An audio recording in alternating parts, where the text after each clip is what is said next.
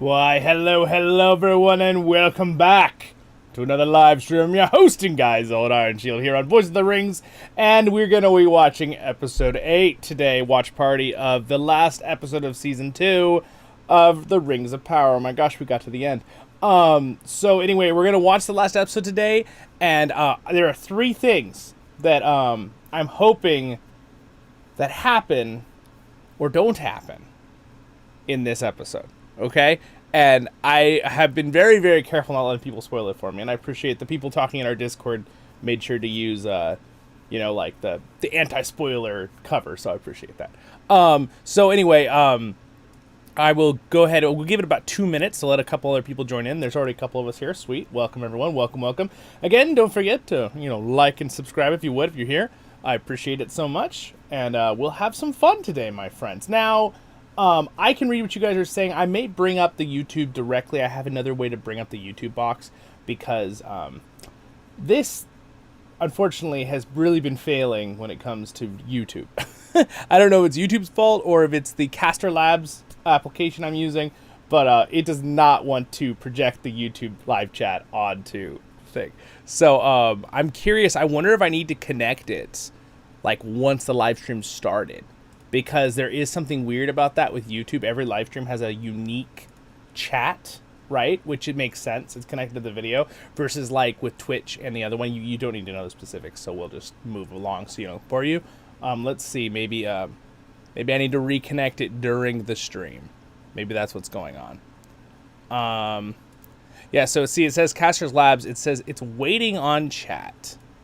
Yeah, so it's glitchy. So anyway, I might bring it up another way so we can see the chat here. Because most of you are on YouTube. I know a couple of you are watching on Twitch, and sweet, awesome. But let me, give me one moment here. I'm going to bring up, give me just a second to fix this. And then I'm going to give you those 3 things, and then we're going to start watching. We're not going to make this wait very long, just a few minutes. Let a couple other people join in. And, let's see here. That is the one I'm looking for here. Okay. But let us.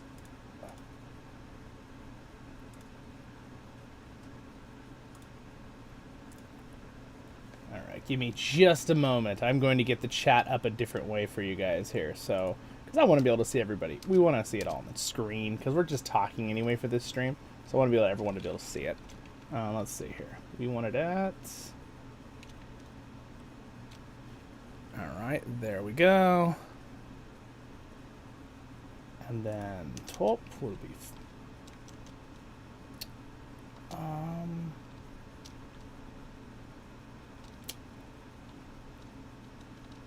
There we go. That's good. Let's take off 100 off that.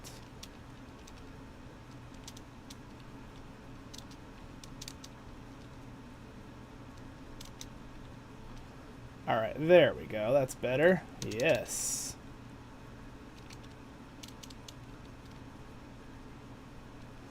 All right, perfect. We're going to use this too. Oh, except that's really glitchy. Let's not do it like that. Let's not do it like that. There we go. We're going to use this. All right. I know it's a big giant black box now, so we're going to put it to like right there.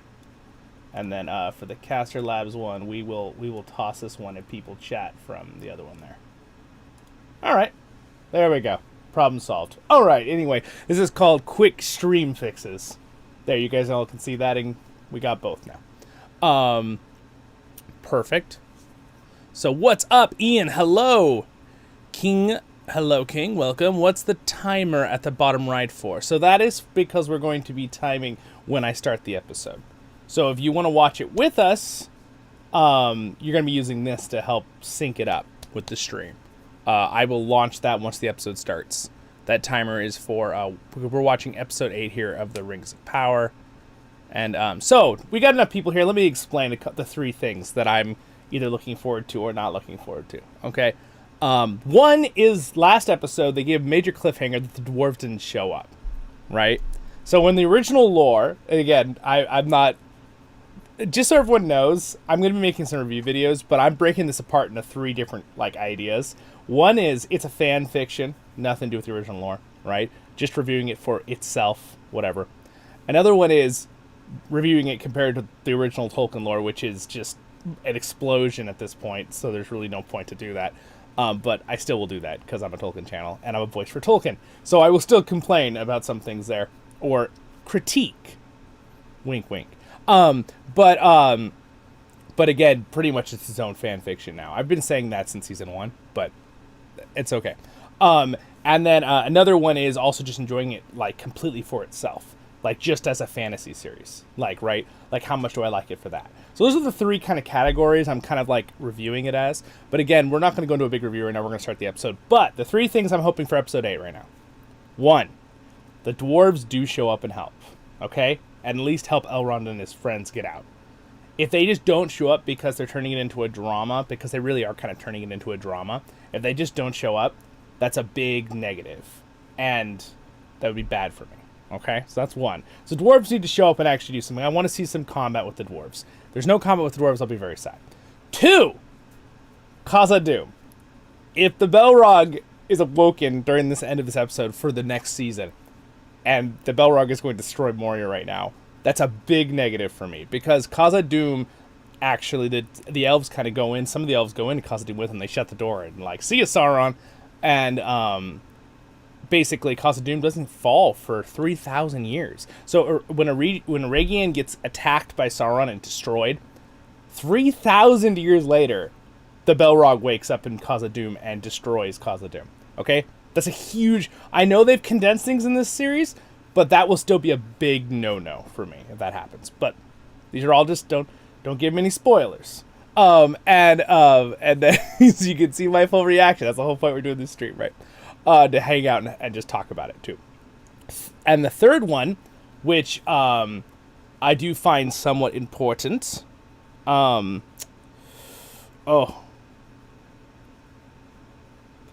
Well, I had it in my mind a moment ago, and now I totally forgot what I was going to say. It's not really super important, but trying to remember what the third one was. It'll come back to me in a moment. So anyway, let me go ahead and say hi to a couple more peoples here. Ian. Ian, I think Elvin kept me from getting a spoiler there. It's okay, though. Don't worry about it.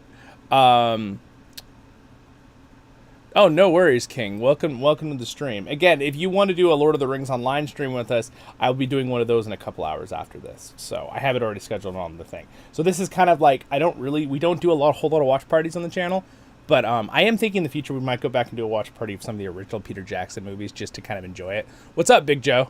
No, you're fine, Ian. Don't even worry about it. I think Elvin saved me. I didn't even see it. So, yeah, it's an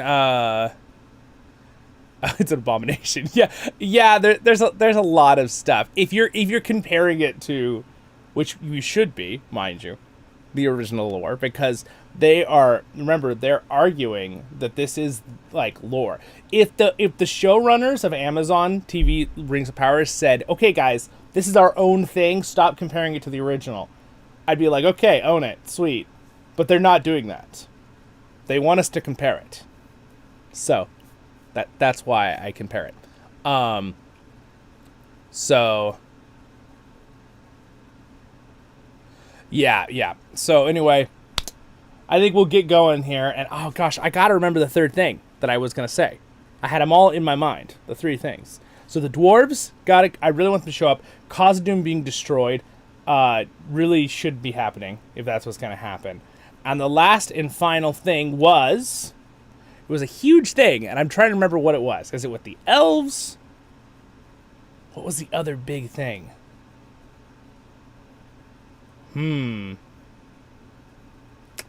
Yes.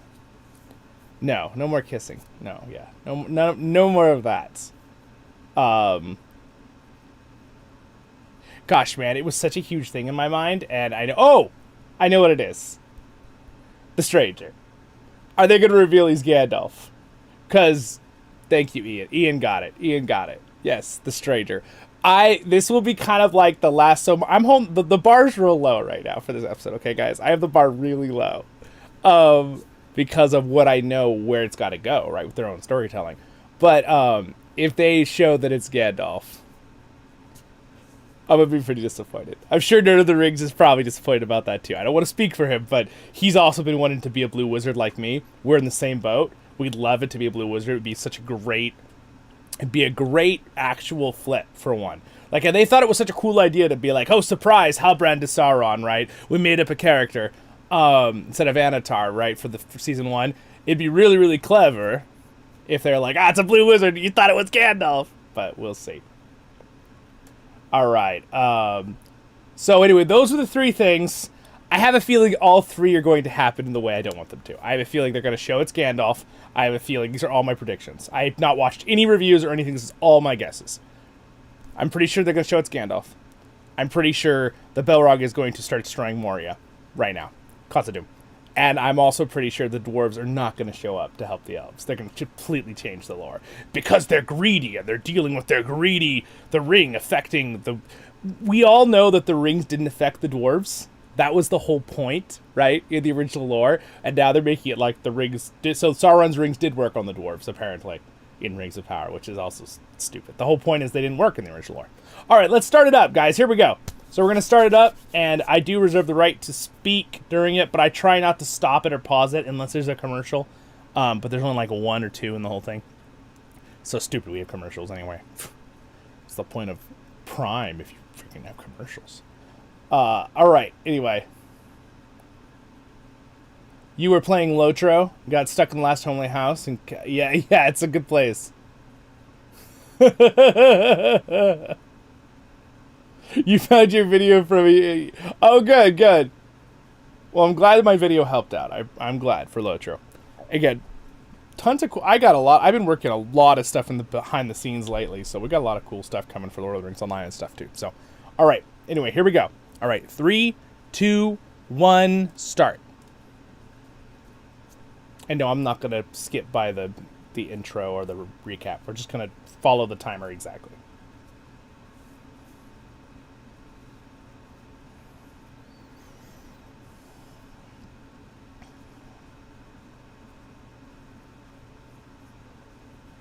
Oh, yes. I think Rings of Power's Tom Bombadil is inversion Tom Bombadil.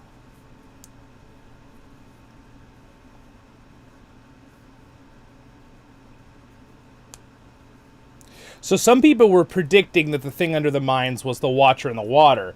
That would be cool. I don't think that's what they're going to do. Maybe it is, but I think it's probably going to be the Balrog.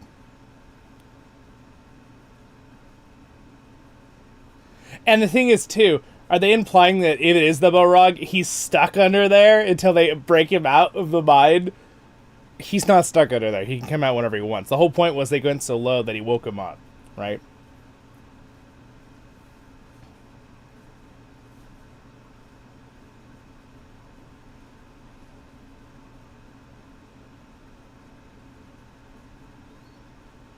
Actually, that whole made-up part, like that part where he's like, deemed her innocent. I like that whole part, totally made up for the series, actually was enjoyable.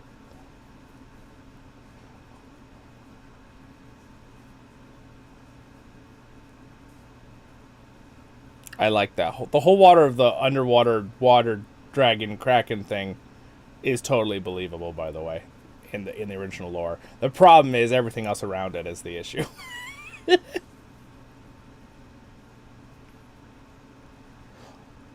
And why would he think that? Yeah, I know.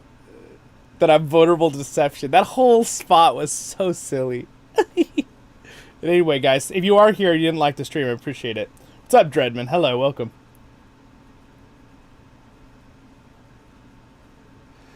Dreadman, we're just watching it right now. Don't give us spoilers. I haven't seen it yet. This is a response.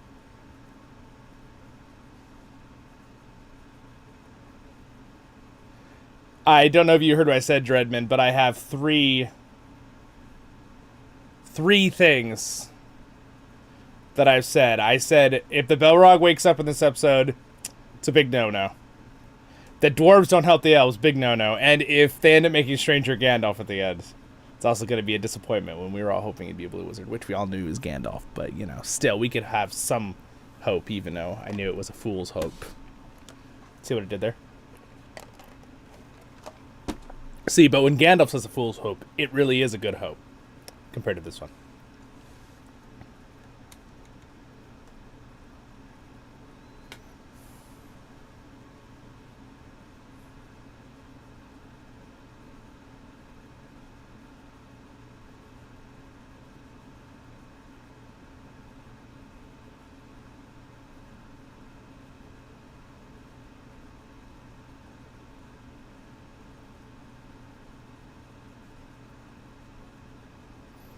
Oh no, a kiss. Okay, that one's fine. They're married. Totally fine.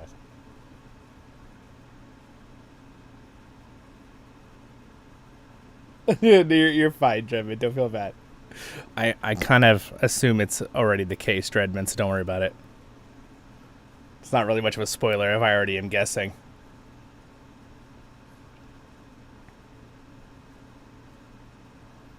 I've nailed most of my guesses with entire Rings of Power series, so not really too worried about it.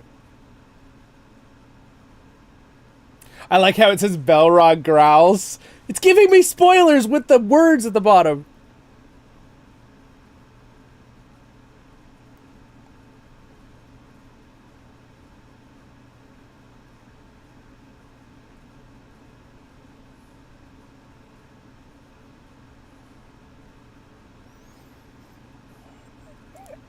I like the father-son relationship originally, and this is like sad. This made up hard.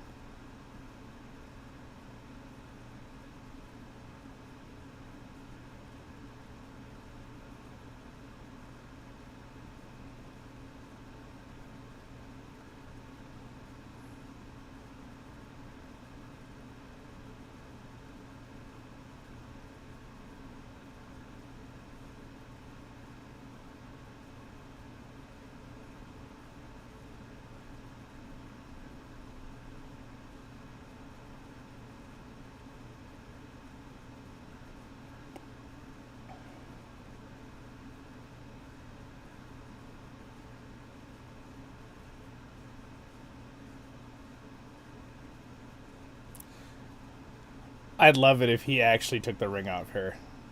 Because then it would show that they didn't really get affected as much. I doubt it.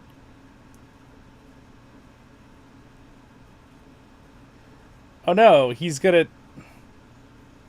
Yeah, so... Failure there. In storytelling. Are you telling me this little tiny hole is gonna cause the problem?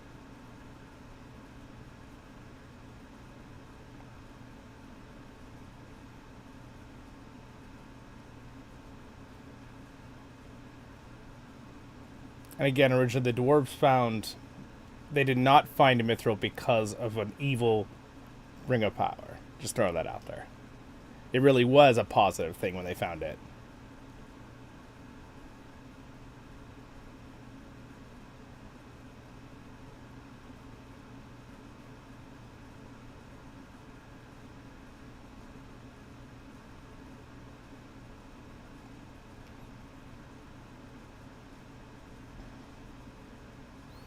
It is pretty.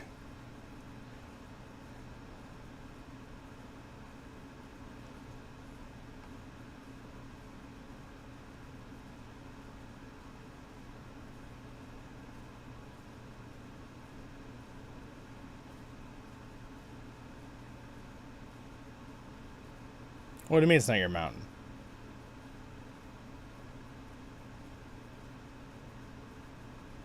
What? What are you talking about? Of course it's the Dwarves Mountain. Crazy people. I'm like, I'm one side, the second I'm on the father's side, the next second I'm on the son's side, but then the father is evil, being corrupted by a ring. That's what they're trying to apply. Oh, dang.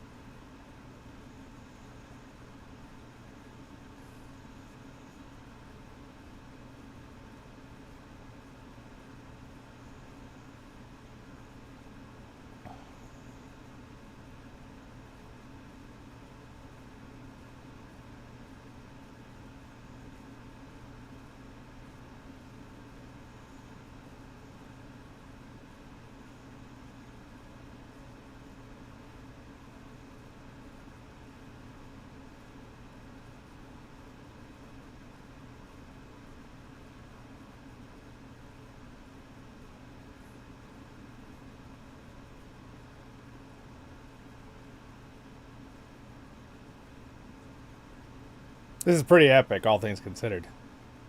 Fun fan fiction moment. Oh, he took the ring off, huh?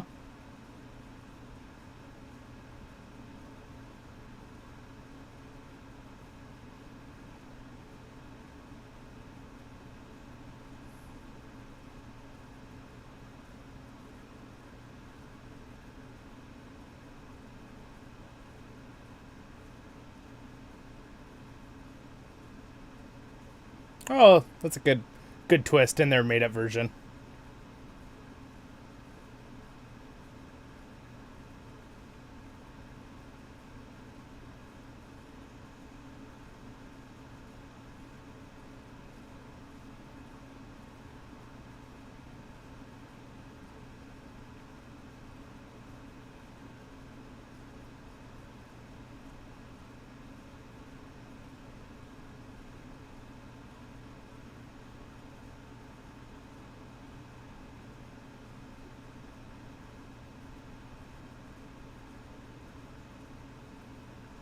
Whoa.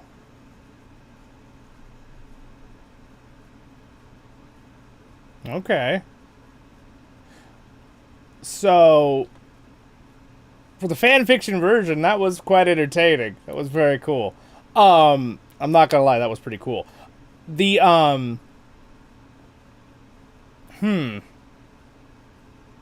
So there's a lot of warping and twisting with this since it's their made up plotline versus the original, because that's pretty well known in the original plotline from Tolkien. But let's just say for the fanfiction perspective, it still feels kind of weird with how they kind of go back and forth. Like, is Durin the dad? Is he corrupted by the ring? Is he not corrupted by the ring? I guess in the end he defeated the ring is what they're trying to show, which therefore does sort of align with the original. But the problem is it's already been so... The fact that he's already opened the chasm to the Balrog and all that, which is not... The ring did not do that. It's already kind of like too late to like backtrack on that in their own storytelling from the original lore. But from their fan fiction, it was like very back and forth. I feel like in the entire season 2 and season 1 of Amazon Rings of Power, they're trying to do a lot of like new made up drama more than the like... So Tolkien obviously has some drama in his storytelling. That's what a good story is. But since they completely rewrote the story, they're doing it much more like a extremely like a, not a sitcom, is that like a really drama, like extreme drama all the time. And why can't the Balrog climb? Yeah, that's a little weird. He looks cool. So are they gonna say like the Balrog can't get out from down there? Is that the point? Because that seems really... Okay, so here's the stranger. That's weird to me, too. But yeah, the climbing thing is a little weird. Cast this episode into the fire. Yes. And also, as much as it looked really cool, it didn't really feel super realistic with him, like, hitting the Balrog's sword and, like, the explosion. Like, it felt a little too CGI'd to me. And I know that's mean being a little picky there, but... It was a cool moment, but once I think about it more and more, it feels very unrealistic, even in a fantasy perspective. Does that make sense? Because it's fantasy, so it's one thing to call it realistic at all. But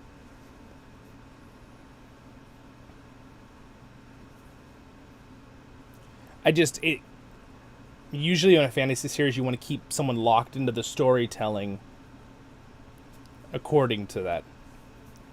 Oh.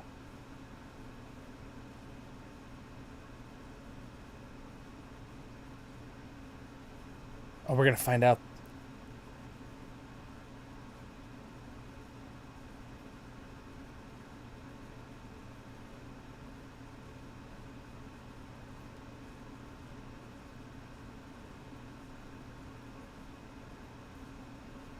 Okay, so does that just prove he's Gandalf right there?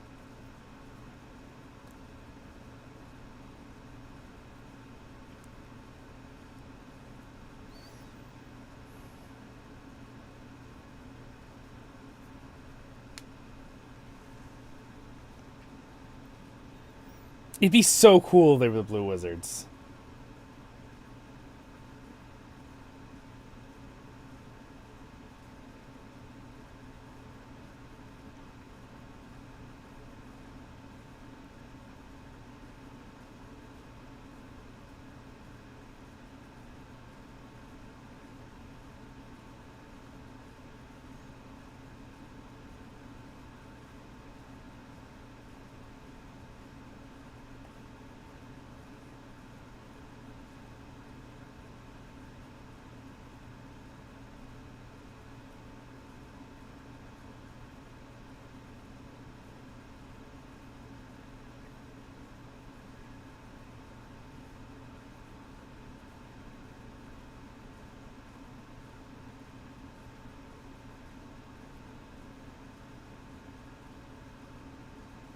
Dang.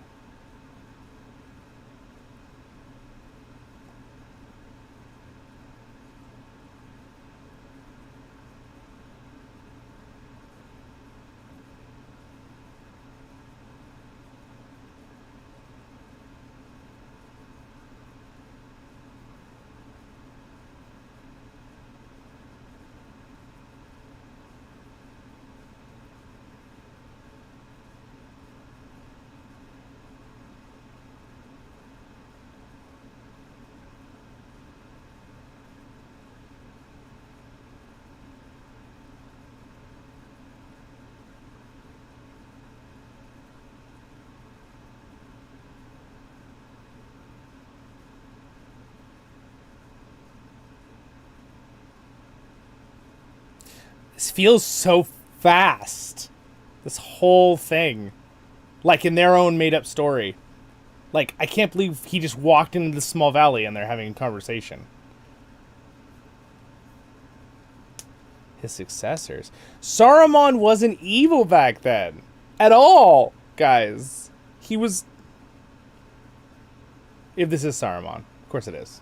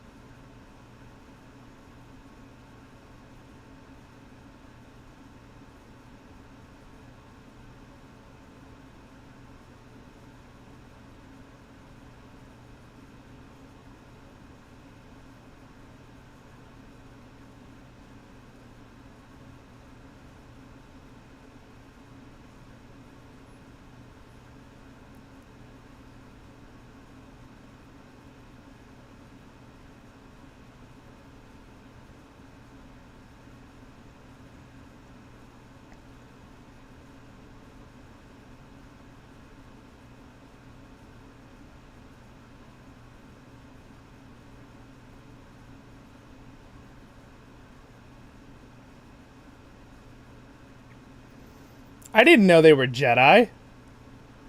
Wait, when did Gandalf become a Jedi? What did I miss? Sorry. What did I miss, guys? I didn't know they were Jedi. It's a very Jedi moment, the way they did that. Oh, look, it's the white tree. It just feels, even if they're made up, their made up version, things feel so fast in their own storytelling. It's just crammed in their own storytelling, and then some episodes feel really, really long and like kind of boring. So I'm like, oh, what's going on here? Yoda actually taught Gandalf.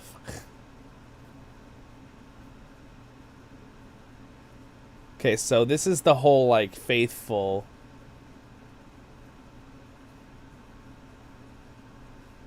Bewitch the sea.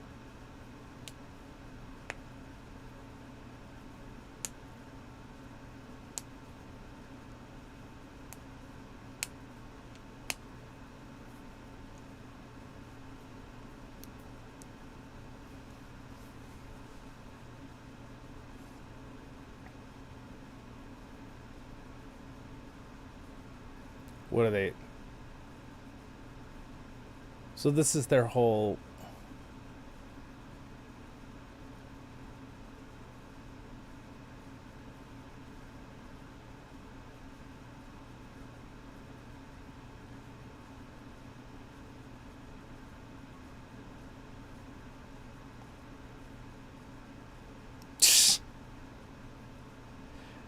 Just Sauron actually didn't do anything in this version of their story?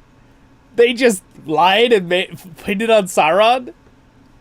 In the original lore, Sauron actually is the one there causing this between the faithful.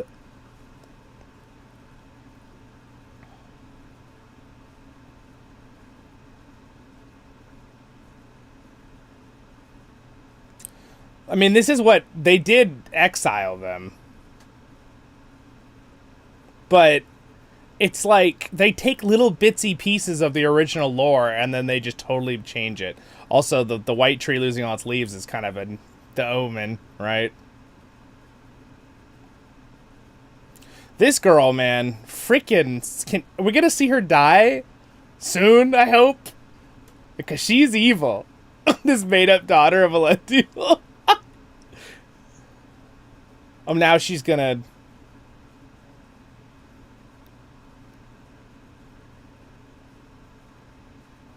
What, is he working a pub now? Like, what's going on? Is he, like, cleaning tables? I'm confused.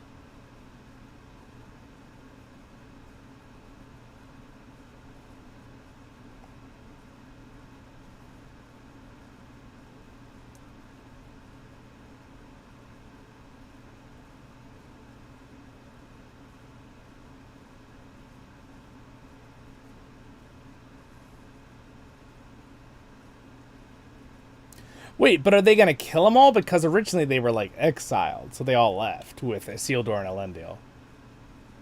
And originally they weren't exiled in this way. They were, like, they left because they were worshipping Morgoth through Sauron, and they knew that the Valar was going to wipe them out because of it.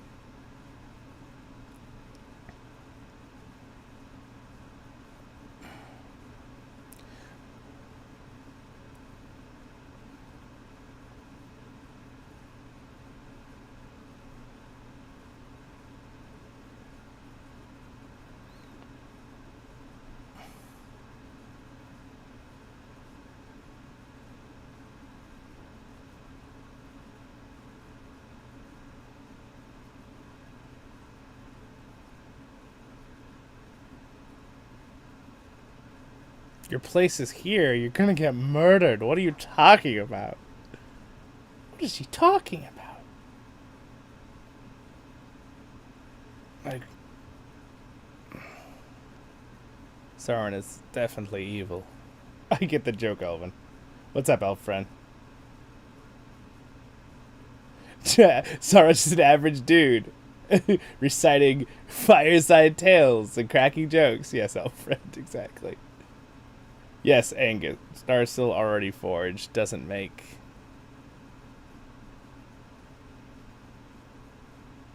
Yeah. Wait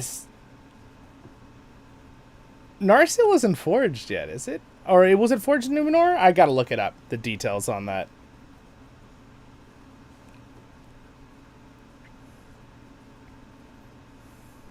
So, he's not gonna lead a fleet of ships to the mainland? Okay, so we're back to Eregion. Oh my gosh, there's so much going on right now in this episode.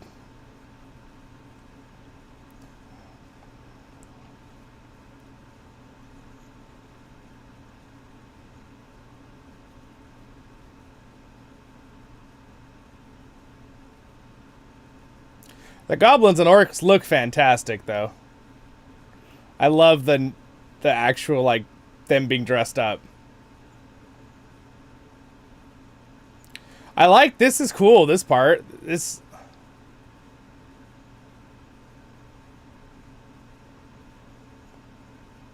Nice. All that coolness to get shot in the neck by an arrow randomly. It was a cool moment, I guess, until that happened. It's forged in the dwarves, but in Beleriand. Well, then it would be around. Yeah. Yeah, because I think, Angus, what you're thinking is Narsil got reforged in the Third Age. It was originally made a long time ago. I just didn't remember the exact date.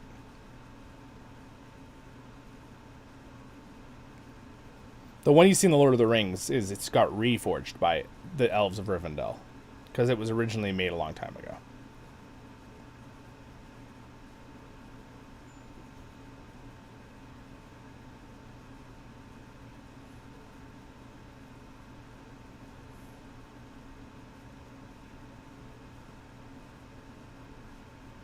Yeah, right. The orcs would do that. Yeah. Just kill them all. Why would the orcs ever do that?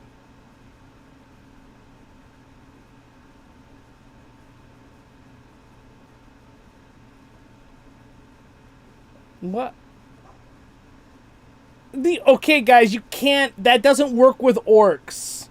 Like, it would be so hard to get a group of warring orcs to... Dude, he's over here shooting arrows at him? Wow, that's pretty evil. He does have a bunch of arrows put him in the original lore, so that part might be a little bit accurate to the evil that Sauron does.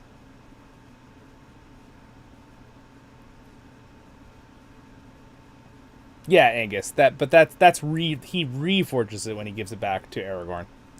It had already been made a long time ago, because remember, it got broken in the end of the Second Age during the war with Sauron.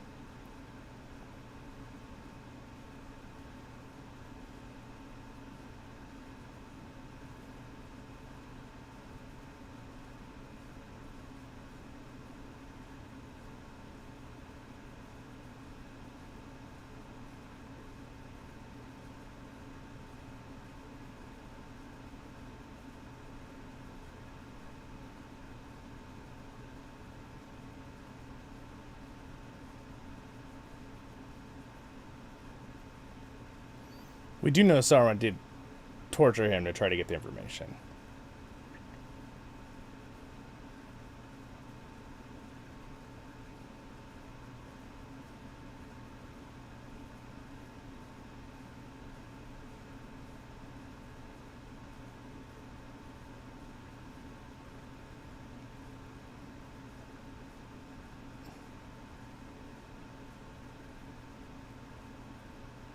What is this weird back and forth with the Sauron, though? Where he's like, I was just doing it to help you. It's like, why would he... What is this good cop, bad cop he's trying to pull by himself?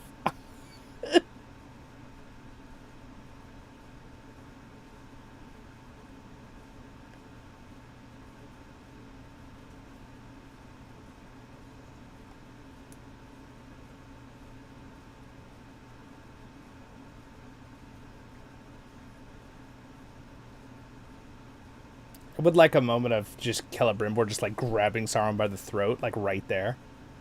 Like, that would be nice. That would... I think Celebrimbor is just too, he's... I don't want to be mean. The actor is pretty good, but he's too soft the way they portray him in Rings of Power, Amazon, compared to the original lore story.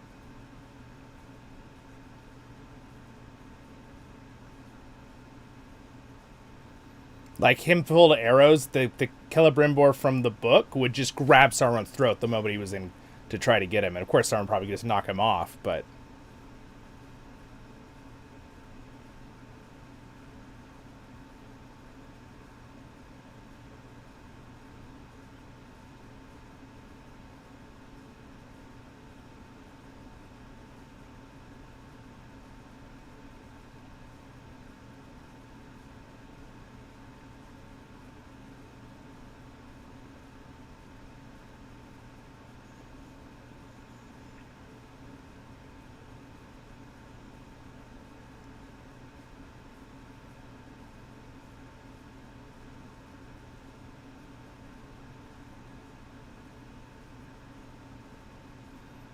This Sauron doubting himself is really hilarious and not right with the original lore. His, like, eyes are tearing up here. He get angry at these comments, but he wouldn't be doubting himself at all.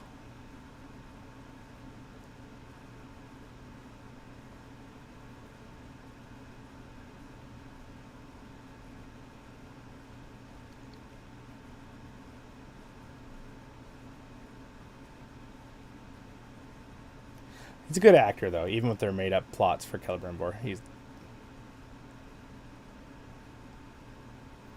I still think he carries the part, even though it's not what the original character was written as.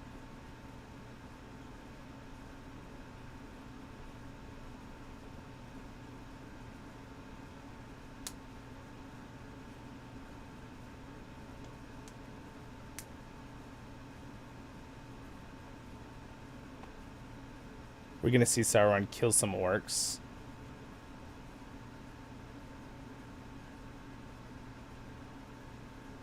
I'm Dreadman.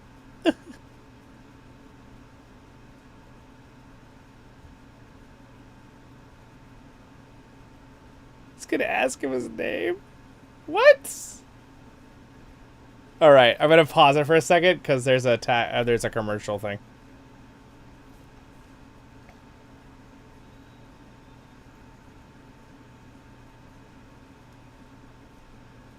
Okay, restarting it right now. That part felt rushed. Didn't it feel? Is it just me? Am I being? I've been trying to be really fair to the Amazon Rings of Power series since it came out. Like some people say, I've been being too fair to it.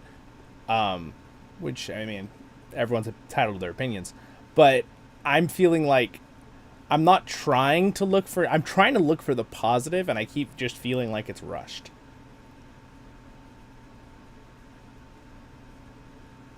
Oh, do you have a longer one? Here, hold on. Let's do a little pause here for a second. All right. Let's give everyone another little bit of time here for the commercial. And then we'll restart it.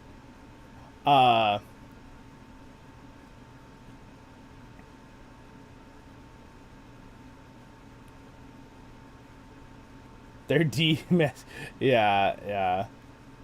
He knows the future. The power be wants us feel bad for evil. Yeah, no. Definitely don't feel bad for the orcs or for Sauron, guys. The Rings of Power, this idea. So, I talked about this actually before Amazon's Rings of Power. I talked about this. I made a lore video about it.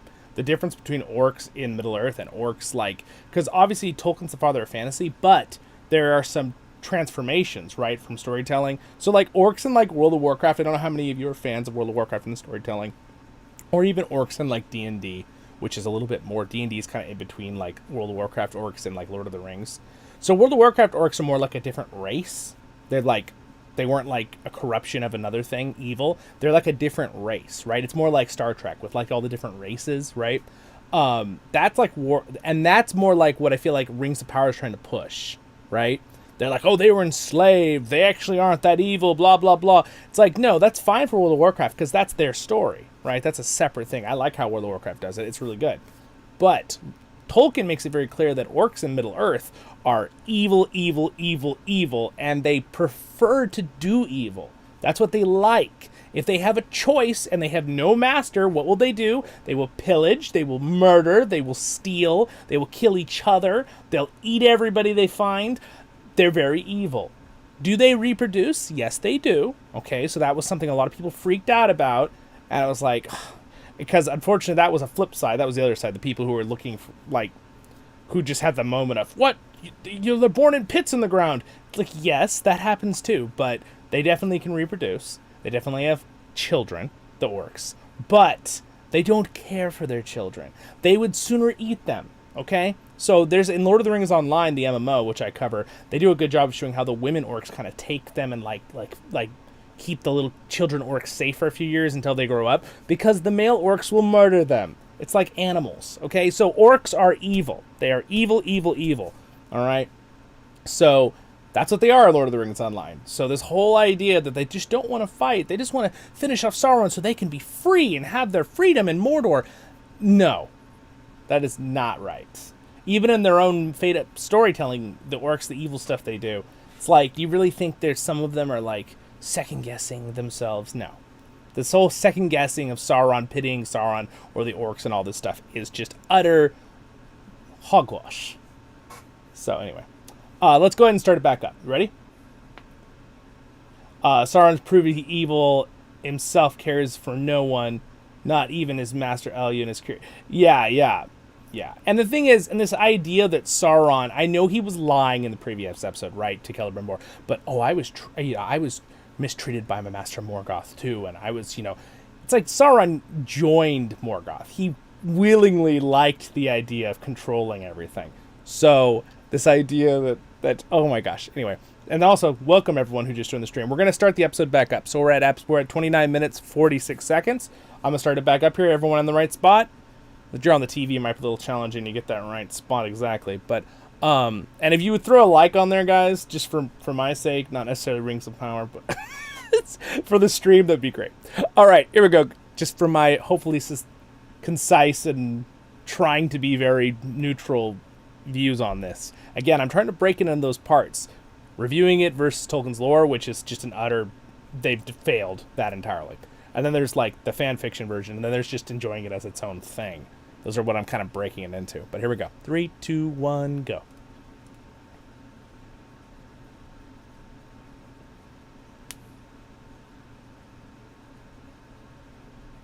All right, so now we're back to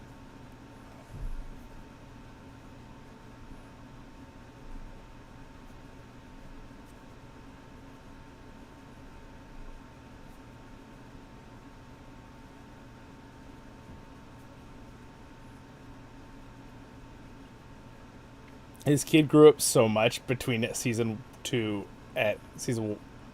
and season 2.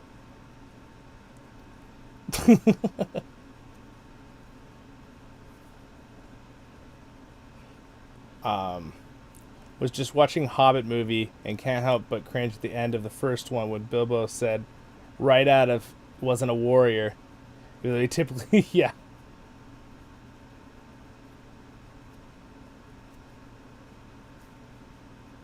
Yeah. Hobbit movies are awesome, though, compared to this. There's like, out of the Hobbit movies, there's like 2 or 3 things that bug me, and the rest is glorious. So.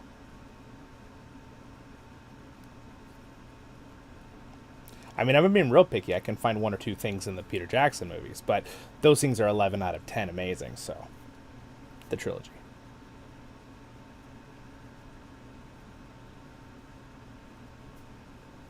I'll throw you to the Balrog, who can't climb cliffs, apparently.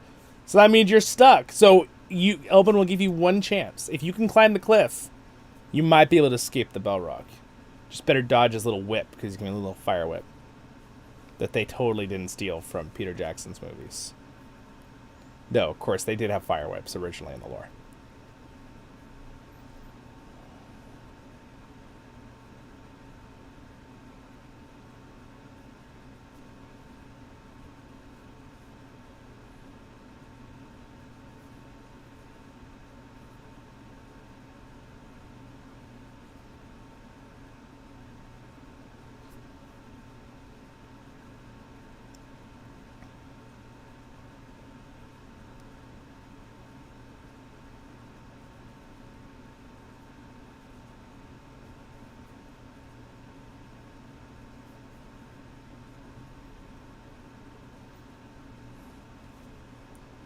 That's really corny.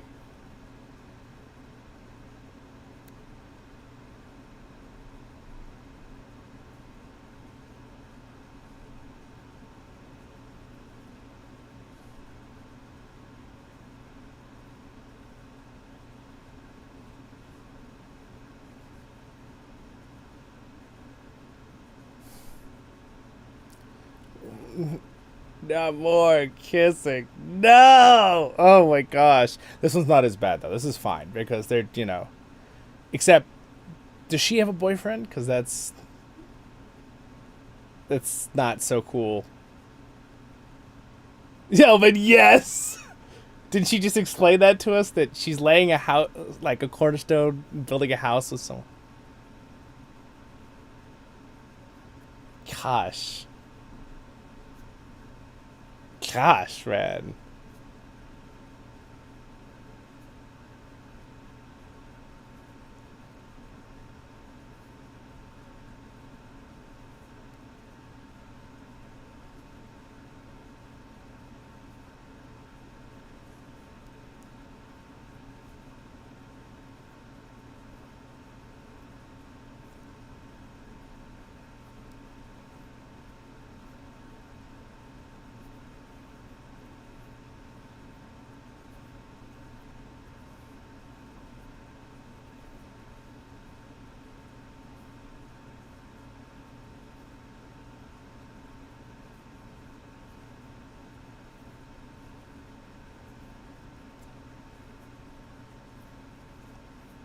Yeah, the moment they were like gonna kiss in that part, I was like, wait, isn't she explaining that she's setting up a house with her beloved? What's wrong with this person? I hope that he's sacrificed for new. Yikes! Yeah, yeah.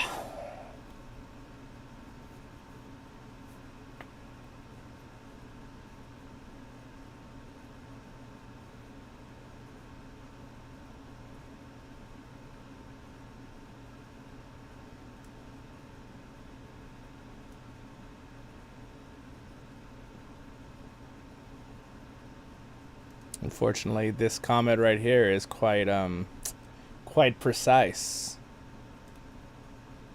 all things considered, with what we just saw with her doing that.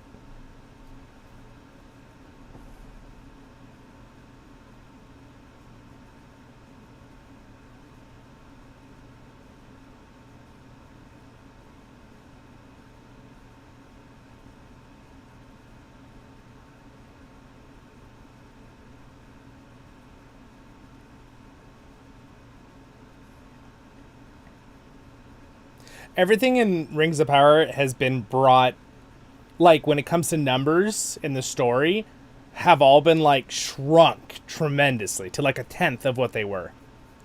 Like, the armies, the groups of people traveling around, everything is, like, really tiny. Like less than 40, 50 people in scenes, where, in reality, it should be hundreds and thousands for the armies, right?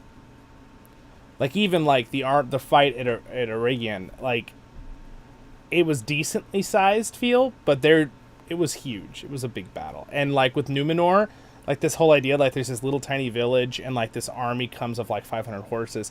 There were like thousands and they came and got Sauron, right? And apparently they let those people go.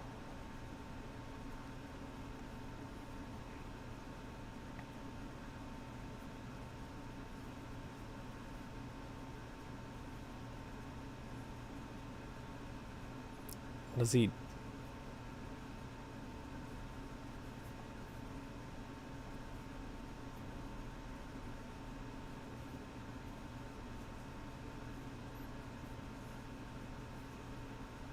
Let me guess. It's Sauron in shapeshifter form.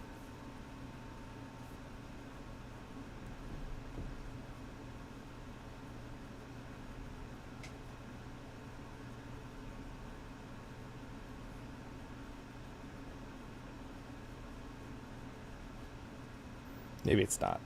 I don't know. Oh, look. He looks like a...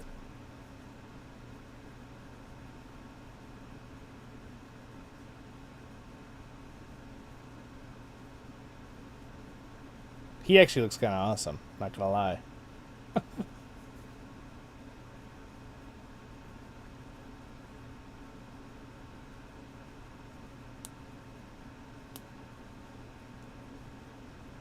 So that's why he was down on the ground? He was like hiding from the orcs so they wouldn't see what he looked like? Or was that just for dramatic effect for us?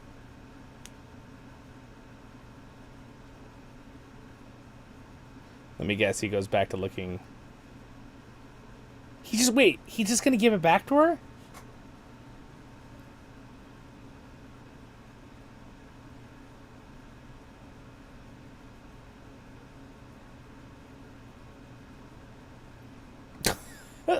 What?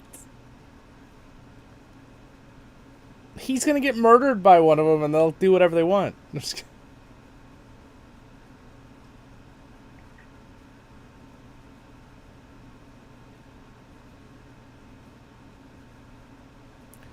What? What the heck are they talking about?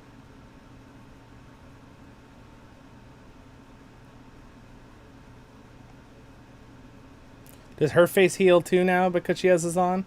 And also, the ring doesn't have like only heal when you touch it kind of thing. That's kind of weird too, because like the whole point is it has the ability to like restore things. And I know that it does have the ability necessarily like once the things wane, but they do have the power to like fix things and they stay nice.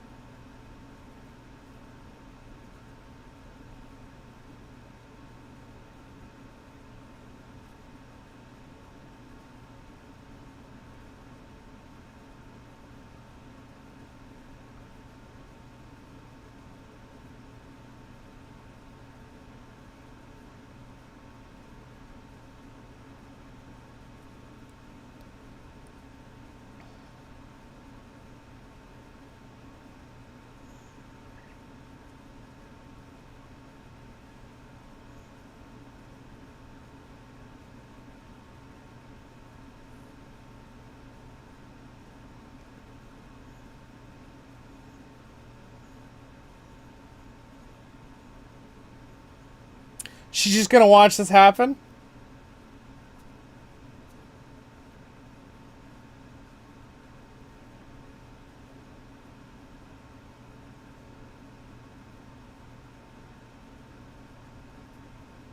Wow, he just knew where she was, huh? Followed these orcs, I guess.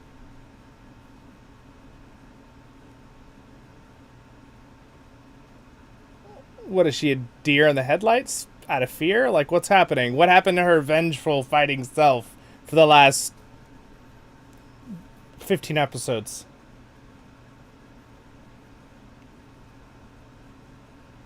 I kind of feel like we're, like, coming back. Like, I think that's the point. They're, like, coming back to the what they did to him at the beginning of the season 2.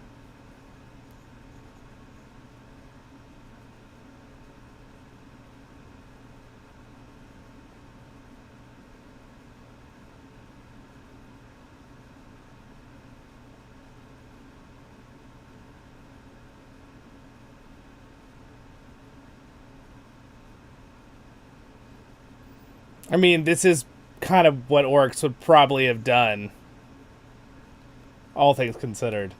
Even though I think the way they did it is kind of dumb. But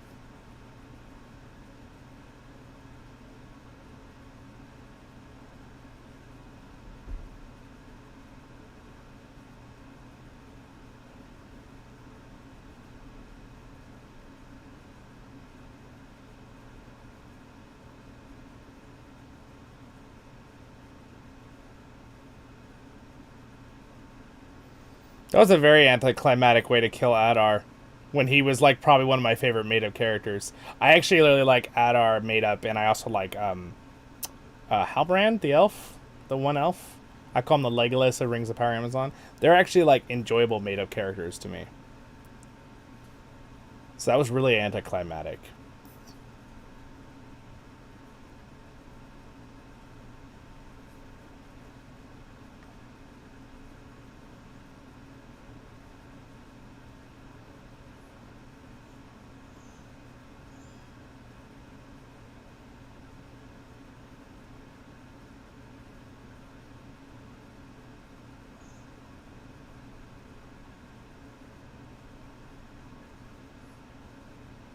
Does she have the other ring still on her too?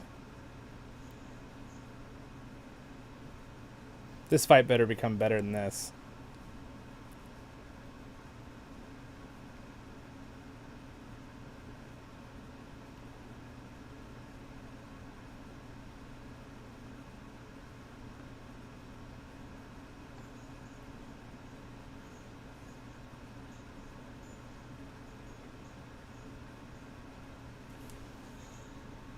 You know, it'd be cool if Galadriel used some magic or, like, started singing a song, kind of like, you know, other people in the past of Middle-earth fighting Morgoth. Just saying.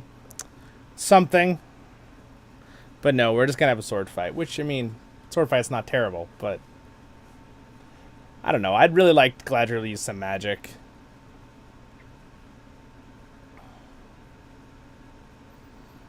So much for Feanor. Or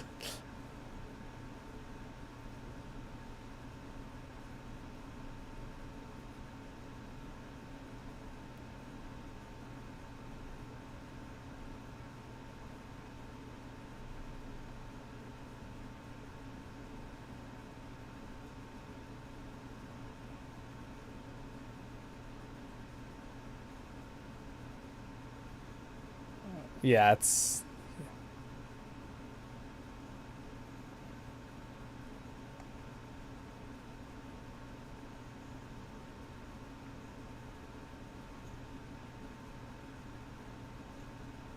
there's a whole lot of no dwarves coming. I hope they're going to show up.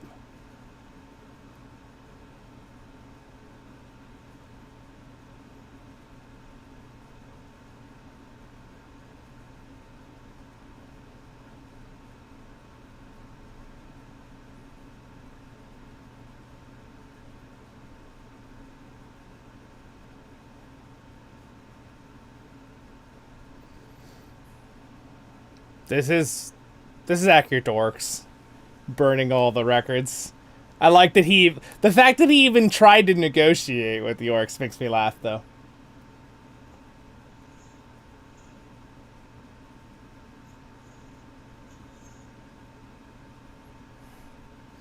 I do like that he's fighting her so effortlessly, though, right now.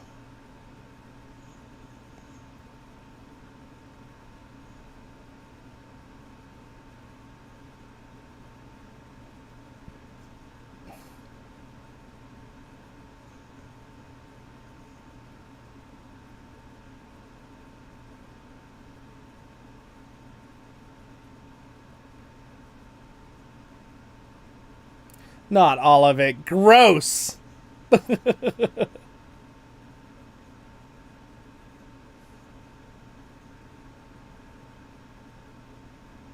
Why didn't she try to stab him when he was on his back?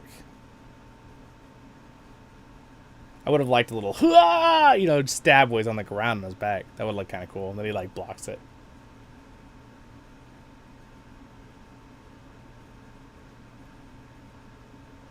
With water breathing. Oh, man. Little demon slayer going on.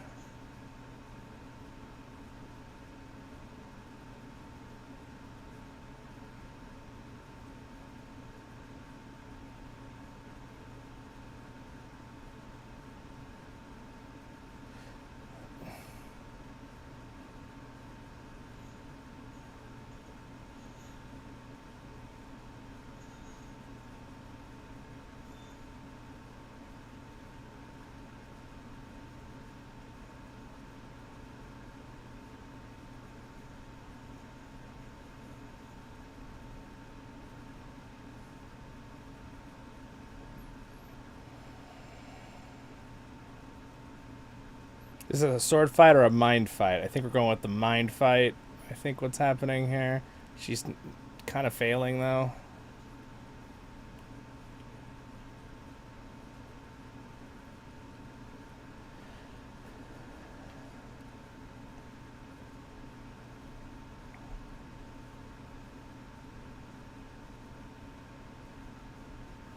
What happened to that spunky Galadriel Rings of Power version? Murder him!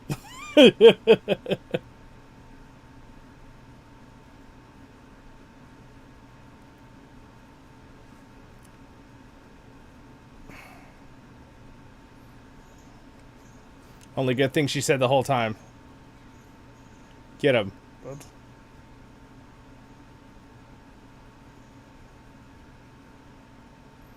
Let's slap our swords against the rocks. It's very good for their edge.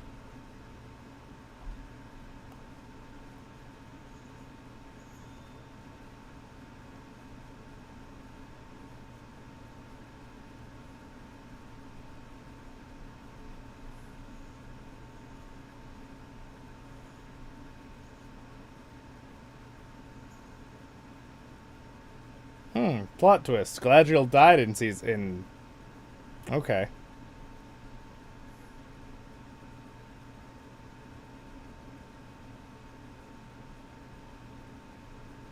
Plot twist. Killing off Galadriel in the Second Age.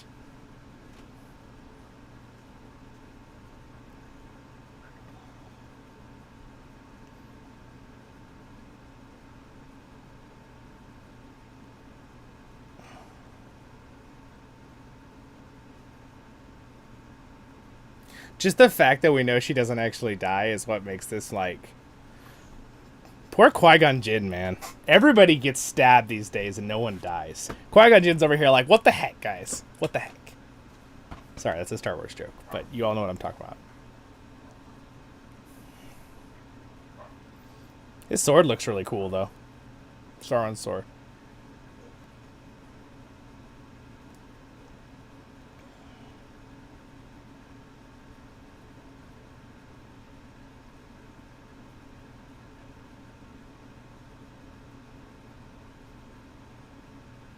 He's like, but you can keep your elven ring.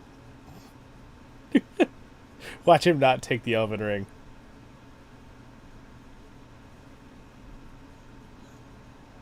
All the dwarves did show up? It's a lot of dwarves.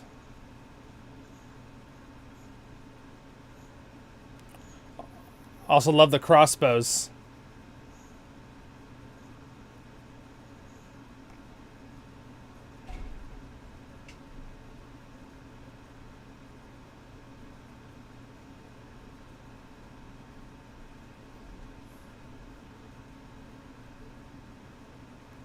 Durin didn't show up because he was in mourning? Are you kidding me?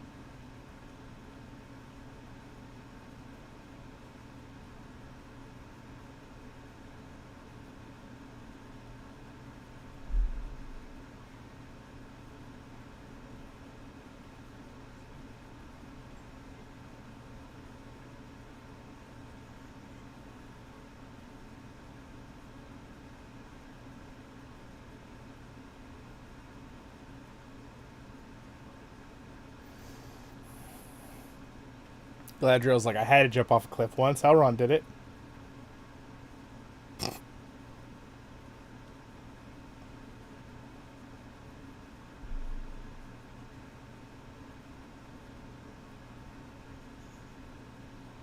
Oh.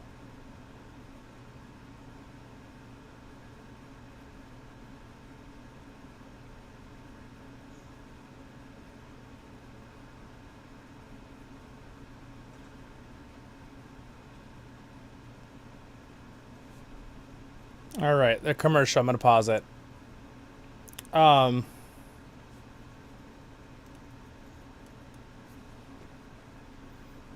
it's all over the place, guys. It's all over the place. This episode is like, I don't even know. It's all over the place. It's everywhere. I don't even know where to start. It's like, how do we even break this apart? Okay. I'm going to give it a second because I know some of you guys also have, let's see here. So we're going to start it back up here in a second. But I'm going to give you guys a second because I think someone's commercial was longer last time, so we'll wait a second. Don't ask questions. No, that's what we do here on this channel. We ask lots of questions. That is the point. We are a Lord of the Rings channel, and we are going to break it apart. I get your point though, Alvin. Yeah, it's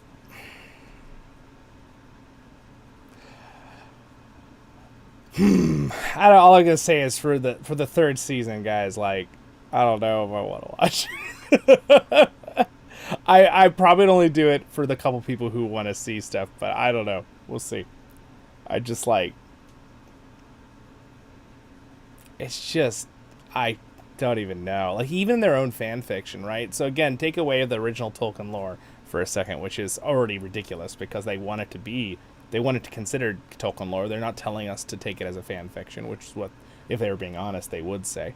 But if we're supposed to take it from the perspective of, like, just a fan fiction or a fantasy TV show, like, just within itself, there's so many issues with their own storytelling that I see with plot holes. I bet you how it should have ended that series on YouTube, they would have a heyday with this series and making jokes within their own plot lines, mind you. Not what they changed from Tolkien, which is, you know, they changed like 85-90% of the original, right, material. Really, we just have locations and names and then slight just touches on the original stuff. Which is really, I feel like, should have been opposite. Should have been like 80% Tolkien and 20% them fitting things in that Tolkien didn't talk about, right? Or maybe their own made-up character or whatever. They wanted to do that. That's what it should have been. So I think that's the biggest thing I get disappointed about is the feeling of the feeling of that what it could have been, right? Like what, you know, if it had been more on the line of following what they did have rights to, right? Anyway, let's go ahead and start it back up here. Yeah. On the positive side is there are quite a few producers of late that have been doing less of the bad Hollywood stuff and actually been trying to go what people want again. It's very few and far between. It's like 1 out of every 50 productions, but there's a couple, which is kind of refreshing. The dwarf helping was so overwhelming. Yeah, underwhelming. Yeah, that was very disappointing. So they did, to be fair, they did have the dwarves come, but the timing's wrong, and they don't overwhelm the orcs. Think about it. In their made-up version, and we'll start in just a second, but let me just get this off my chest. In their made-up version, in the fan fiction here on Amazon, the dwarves overwhelm the orcs. So what you're telling me, though, is the dwarves have shown up on time. They could have saved Eregion? No! In the original lore, the dwarves come and they save Elrond and Gil-galad and some of the elves of Eregion, and they pull back because they're overwhelmed even with the dwarves. The dwarves are the reason the elves don't all get wiped out, but they do help, but they're not able to push back the orcs. In Rings of Power's version, the dwarves just, well, they didn't come on time, so unfortunately, they could have saved the elves because they overwhelmed the orcs. They could have won. See, that's ridiculous. I'm glad the dwarves showed up, but again, I think it was terrible they didn't show up in episode 7 and the timing they did in their made-up version. Their made-up version is not better than the original version. It's not even close. So, and that keeps happening with most of the stuff. So it's like, oh. All right. Anyway, here I'm gonna push play. Ready? 3, 2, 1, go.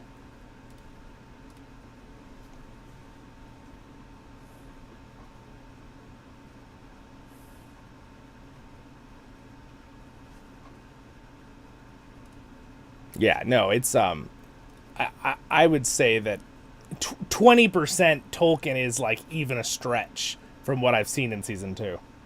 But yeah, Elf friend, yeah.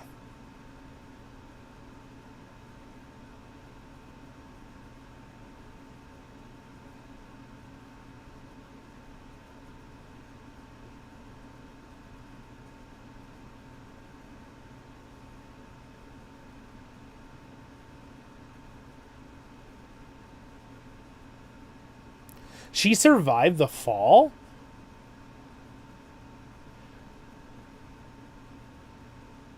Now, I could totally believe that.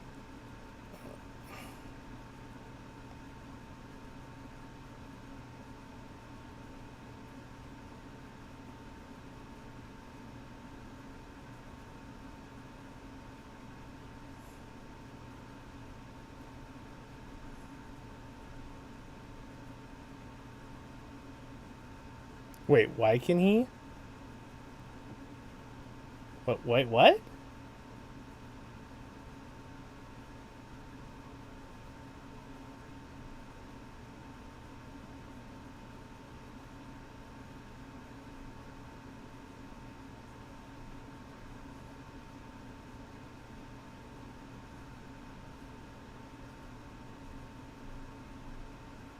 So the made-up principle that they gave Elrond, the entire, which is not the original, they made a principle that he did not want to use the rings. He is now broken because he has to save Galadriel. Again, that was never a real principle anyway. They made that up for Rings of Power. Elrond didn't have a problem using the ring.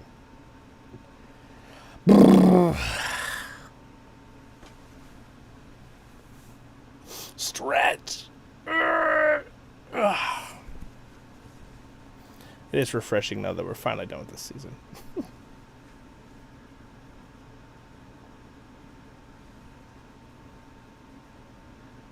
We barely even know what happened in this place. We had 3 minutes of this entire plot line. I mean, on a bonus, we didn't have to see many hobbits in this episode, so not to be mean or anything, but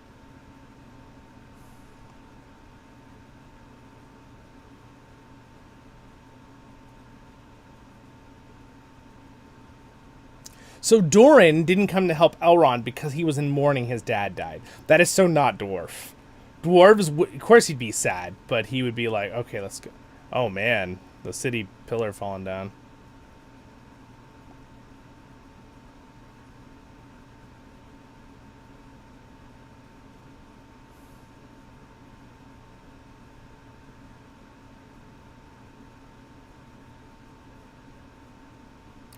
Are we seeing more Lord of the Rings, Peter Jackson, or like from the books? This is a very Samwise Gamgee feel to it. The words aren't the same though, thank goodness. They're not directly ripping off the. Well, it's close.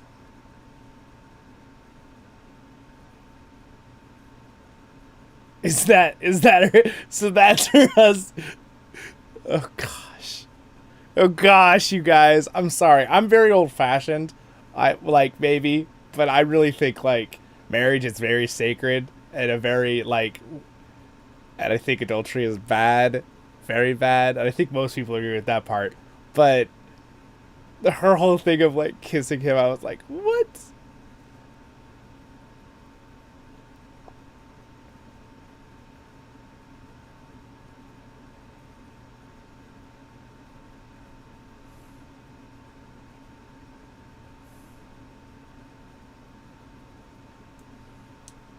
What's broke is broke.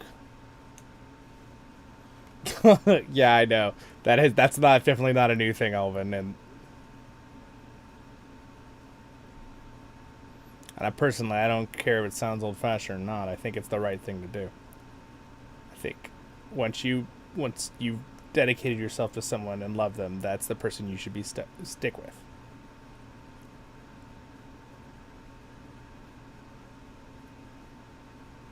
Don't be a stranger now because he's the stranger.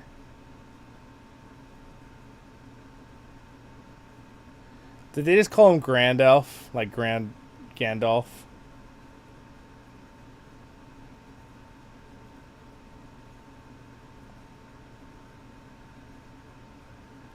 Grand Elf, huh?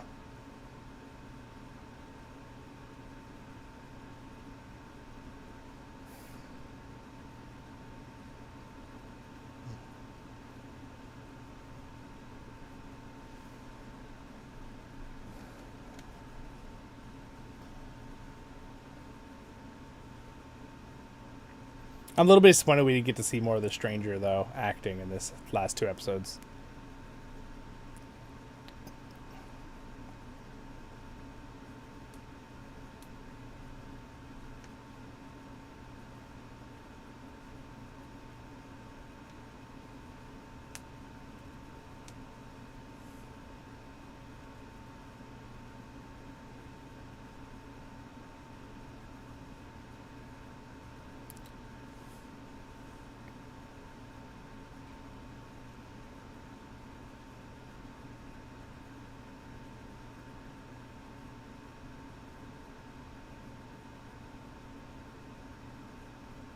No hug? Oh, I would have liked to see maybe a little hug. That would have been sweet. She's gonna walk back, give him a hug. Come on, you gotta do it. If you're gonna be corny, just give him the hug.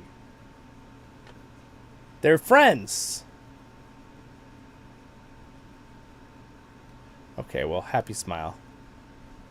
I guess that suffices, sort of.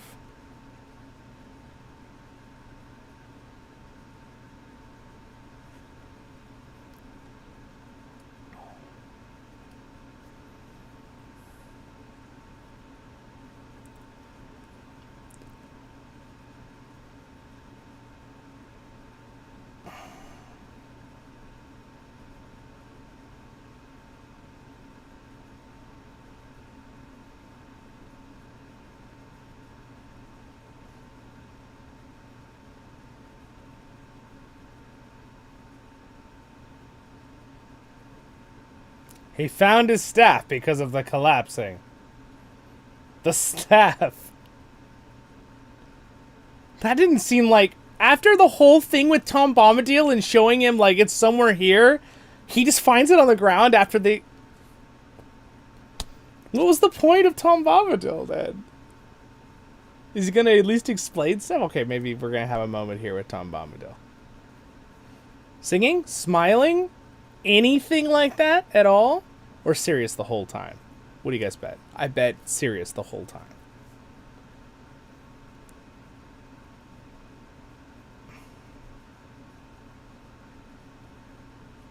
He smiled. Sort of smiled. Okay, that's good.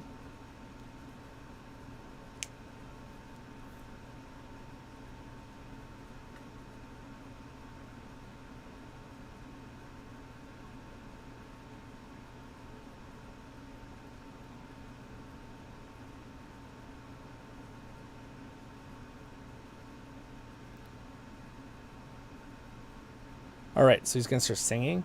I like the background music, but like,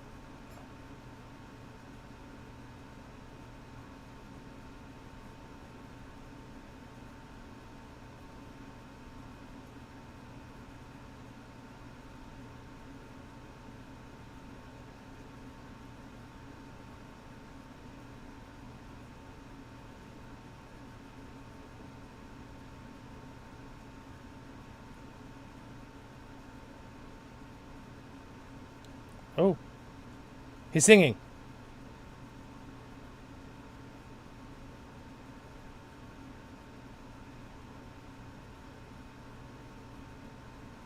We get a little song.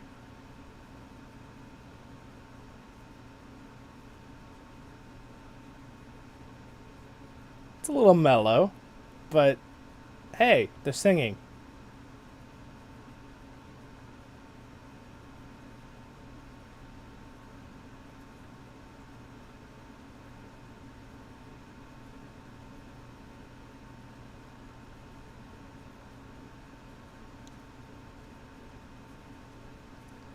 Oh, it's so nice.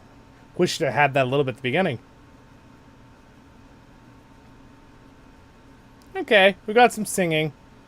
I don't think it's enough to make up after all the no singing, but you know what? They did a little bit, I'll give them that. And he's Gandalf, of course he is. So this is Saruman. So Saruman's evil, apparently, since he came to Middle-earth. I think that's a disservice to Sauron's story and memory tremendously.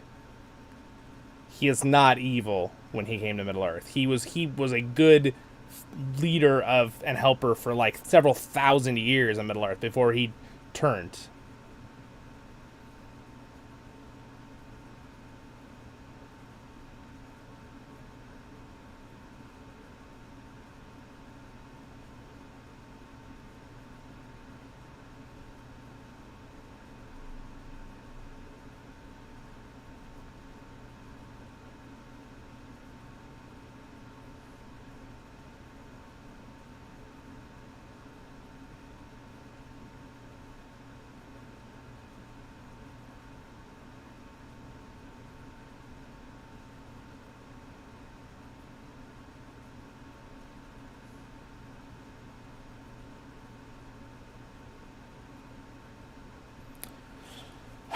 They're gonna turn the dwarves into a Game of Thrones story? Really?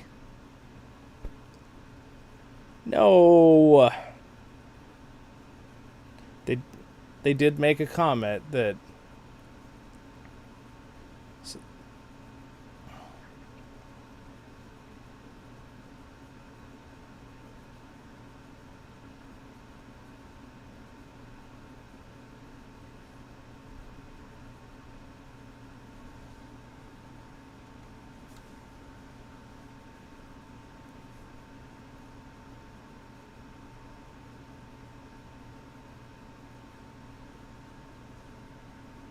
yeah, there's not many. Well, there may be some dwarves in the Blue Mountains right now. That's not entirely true because the Blue Mountains are technically the same location that where Norgrod was and a couple of the other locations in the First Age, but there's not really a lot of dwarves there, so there are probably some though.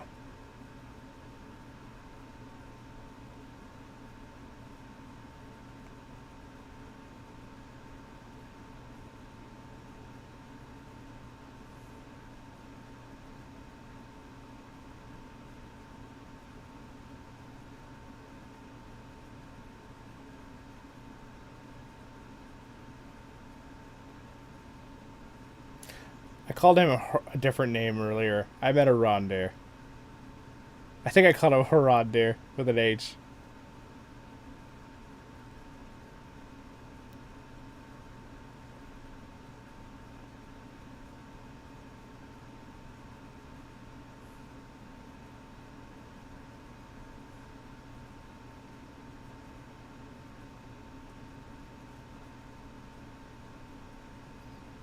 How about both?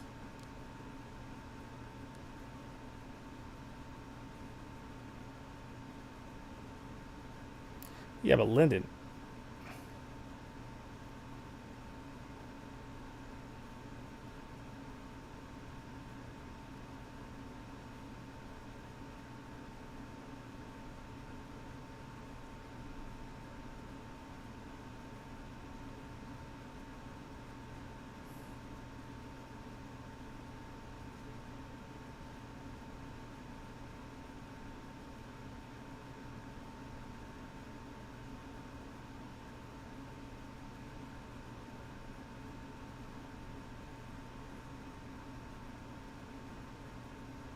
That guy survived? Dang, he had a bunch of arrows in him.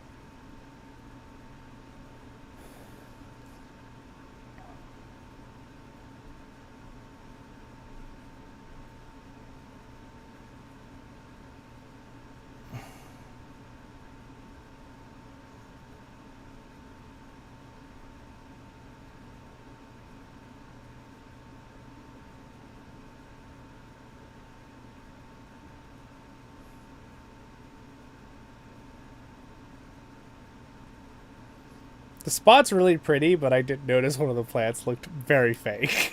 I will say one of the plants took me out of the moment.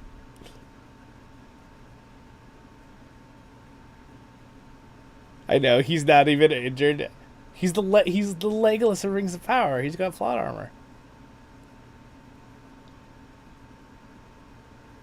What are we looking at right now exactly? Wait, are they looking at them? I thought we were looking at like a solar eclipse or something for a second.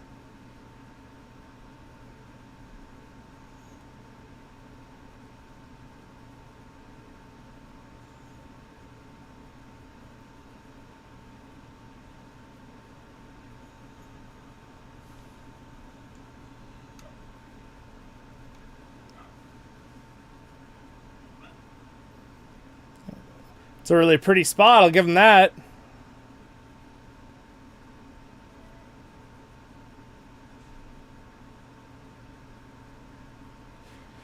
The Gilgalad actor is awesome, though. He looks the part. I love how big he is, too. He's so tall and stuff.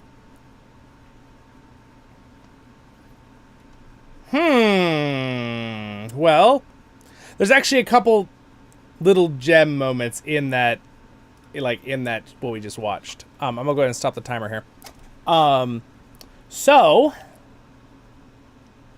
Let's go back to what I said at the beginning before we started the stream.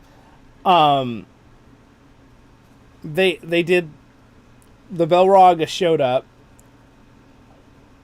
The moment was cool feeling, but the question is are you guys are they really going for the fact that, like, now that the Balrogs woke up and killed the one Doran, that Khazad-dûm isn't in danger? That they're worried about a throne power struggle now? That's not the giant demon in the hole. Oh, but go worry, guys, he can't climb because those wings are for show, and those claws, no. Yeah, I don't know. I don't know, guys. The whole climbing, like, he's stuck under there? Like, he's trapped? No, the Balrog went down there to kind of like hide. It wasn't like he was trapped under the ground.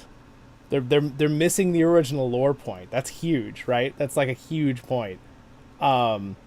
So anyway, I'm glad they didn't see, like, so apparently they're implying that Khazad-dûm is okay, even though the dad just got murdered by the Balrog and they know he's down there now. That doesn't make any sense to me. It seems just so, like, oh, yeah, okay, you're worried about a power struggle? What about the giant demon, like, right under your feet? What about that? Is that a problem? I hated that Durin didn't show up to save Elrond. The battle was like, again, everything is very underwhelming in this series, as in numbers. Like, I want to see an army of 1,000 dwarves lined up, prepared for war. Same with the elves. You never really see that. In fact, if you notice in the last episode 7, they like surrounded and the orcs are coming at them, and there's like, I don't know, 40 elves standing in a row. And I know they're showing like they're running out of troops, but they brought several thousand from Linden. They didn't bring just a group of like 300 or 400 horsemen like they showed in the movie. And again, don't even get me started in episode 7 with that charge that they stopped mid-charge. My sister, I was talking to her about that, and she thought that was hilarious too, because she's like, there's no way you can stop horses that short a full charge. There's no way. Not even elven horses. They are all running full speed, an army of 400 or 500 horses. You are ramming those orcs and running them over. You cannot stop that, because if one tries to stop, all the horses will start hitting each other, right? It's just not how it works. It's very unrealistic, even from a fantasy perspective. Especially since we know the horses function the same way in Middle Earth that they do in our world. And then I did like that they finally had Tom Bombadil sing. Gandalf was Gandalf, as we all thought. They had one good chance there to prove a couple of us Tolkien creators that, like, hey, we do have something cool. Look, we're going to use the Blue Wizards. Right. They had that one chance to defeat evil forever. I'm just kidding. No, I'm sorry. Let me pull my own lines out of the Lord of the Rings. And they didn't. They did not choose to. They chose to take the ring. And they chose to make him Gandalf instead of making him a blue wizard. They had this one chance to destroy their evil plot forever, and they didn't do it. So, yes, that's now my coined meme there. They had one chance to destroy their evil plot and make him a blue wizard, but they didn't. So it'd be cool if the hobbits were oust. They're not going to do hobbits now in the next season. I don't think that's going to happen. I think they're going to have them as a separate plot line again. They're having an issue. So there's several big issues that I saw in the series, and one is for having the biggest budget in history for a TV show. The armies are minusculely tiny, and there's a lot of stuff going on with CGI, which is understandable. You can't hire 1,000 people, but why aren't we even seeing that with the CGI, like these armies? Like if you remember when Durin's army sets up outside of Khazad-dûm in episode 7, they show them from like a mile away, and they don't even show them up close, even CGI'd. Like what the heck, right? So I feel like everything is in like the scenes are in like a small, like it feels like they're in a small room, like like a big like room to film. That's what it feels like every single scene. That last scene sort of felt like it was outside. Obviously it was very CGI'd still, even though it was very beautiful at the end. But like even the spot where they're sitting by the water, it's clearly inside a studio. It could just feel it. Even the one plant looked fake. All right. That's what kind of like caught my eye. I saw that the shrubbery was definitely a fake plant. It was very clear. Yeah. And then him being Saruman, being evil, that's a huge... Again, I don't know what I'm expecting, why I'd expect them not to completely change that plot too, because they changed everything else. And here's the thing, I would totally, and I don't want to sound like I'm just complaining, but I would not care as much if they just owned up to it and just told us, guys, this is a alternate reality, this is our fan fiction version of the story, don't compare it to the original, it's our own thing. I'd be like, okay, that's fair, sounds good. But they're not doing that. They're playing this off as it's the Rings of Power story. And it's not the Rings of Power story. It's not. It's totally not the Rings of Power story.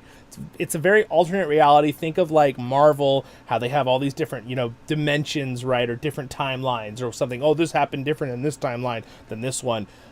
That's what it feels like, right? It's very, very, extremely different. No orange trees. And Imladris looks like Bree. Do you think that was supposed to be Imladris? That's a good. I didn't even think about that. You're probably right. It's probably supposed to be Imladris. They will find the Shire in season 3. Probably. Word on the street is Nori is a Baggins.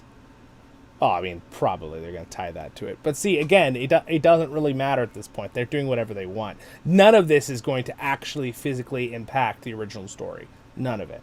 Okay? Like, the bottom line is none of it. I will never take anything seriously from this point on because their foundation of their fan fiction is already so different than the original. None of this is the original story, right? So if someone was going to ask me, well, I want to see what season, I want to see the Second Age, I would tell them, you can watch The Rings of Power Amazon, but I'm just letting you know that is not anything with the original history that will help you with the Lord of the Rings, Peter Jackson trilogy, or the Hobbit trilogy, or any of the other things you can watch later or read in the books, because it's not going to help you, right? It's not, it won't make sense. There are things in the Rings of Power series that will make those not make sense. You're like, well, why is this? It's like, because it's not right. It's not correct. So you're going to be confused, rightfully so. I hope with my reviews I can point some of these things out so people need to, 3 years from now, you can go back and watch my reviews and go, oh, that's why I'm so confused. If you're someone who just watched the TV show and the movies, I understand. Not everybody is nerding out like with most of us who are just reading all the details and all the backgrounds.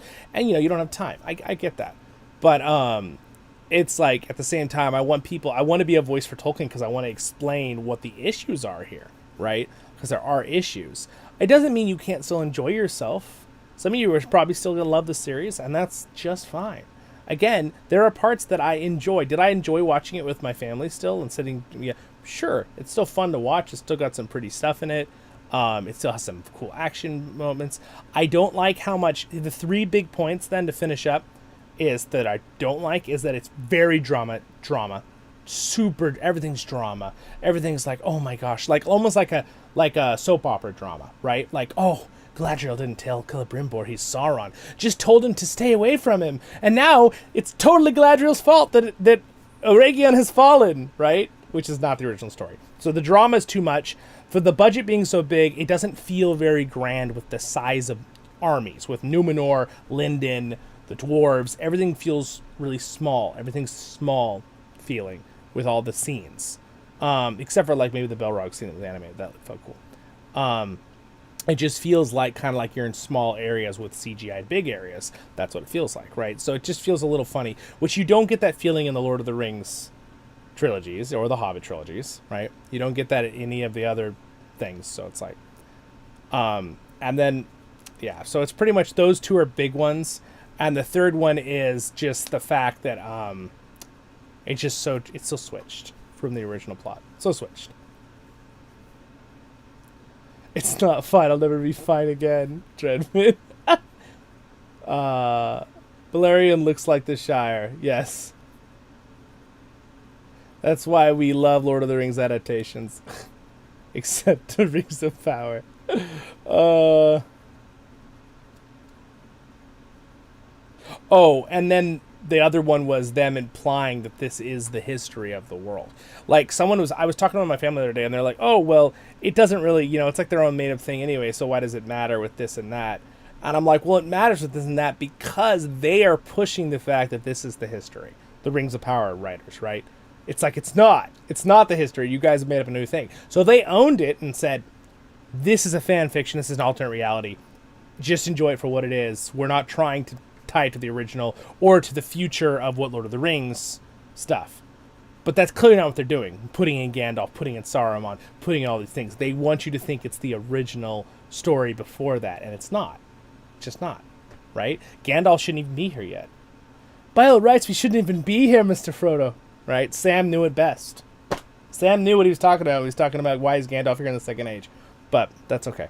Why are the hobbits here in the Second Age? All that jazz. Dum dum dum moment. Yeah. It's fact. It's not Rings of Power. It's R.I.P. Rest of yeah.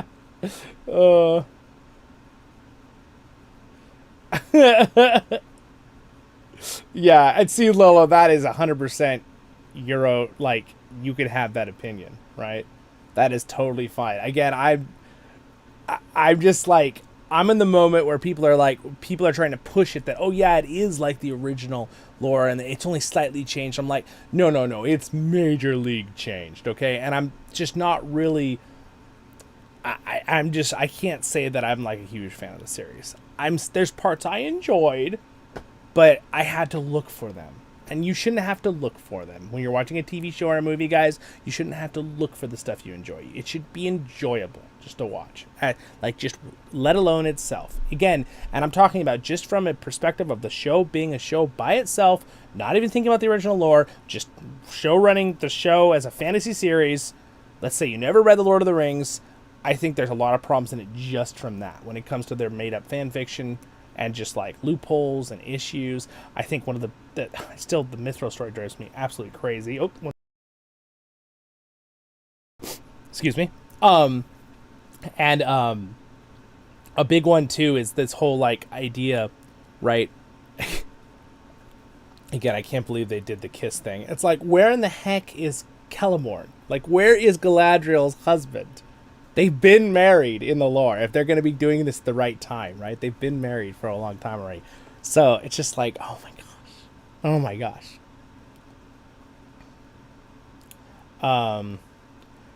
Ian McKellen is making 2 new films. Yes. Yes. Peter Jackson is going to be making The Hunt for Gollum, and I have a feeling it'll be very good. With Peter Jackson and the original crew doing it. So I'm very, very excited about that. And I'm also excited that the true Ian McKellen is doing it. Now, here's one thing I'd like to point out. The actor who plays the stranger, he's a good actor. I find his acting quite enjoyable. I just really wish he could have played. I wish they would have given him the room to make his own character, to be the Blue Wizard, right? Instead of and this whole idea that Gandalf lost his memories just in the whole series of Amazon is so weird, and came in as a comet. What the heck? He came into Valinor. He didn't even land in Middle Earth. Like, it's like when his spirit, he was in Valinor and he sailed across. But oh my gosh.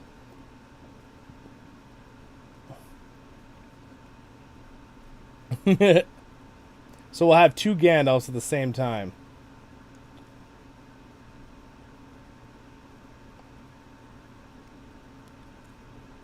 Yeah, you should be able to enjoy it as you watch it.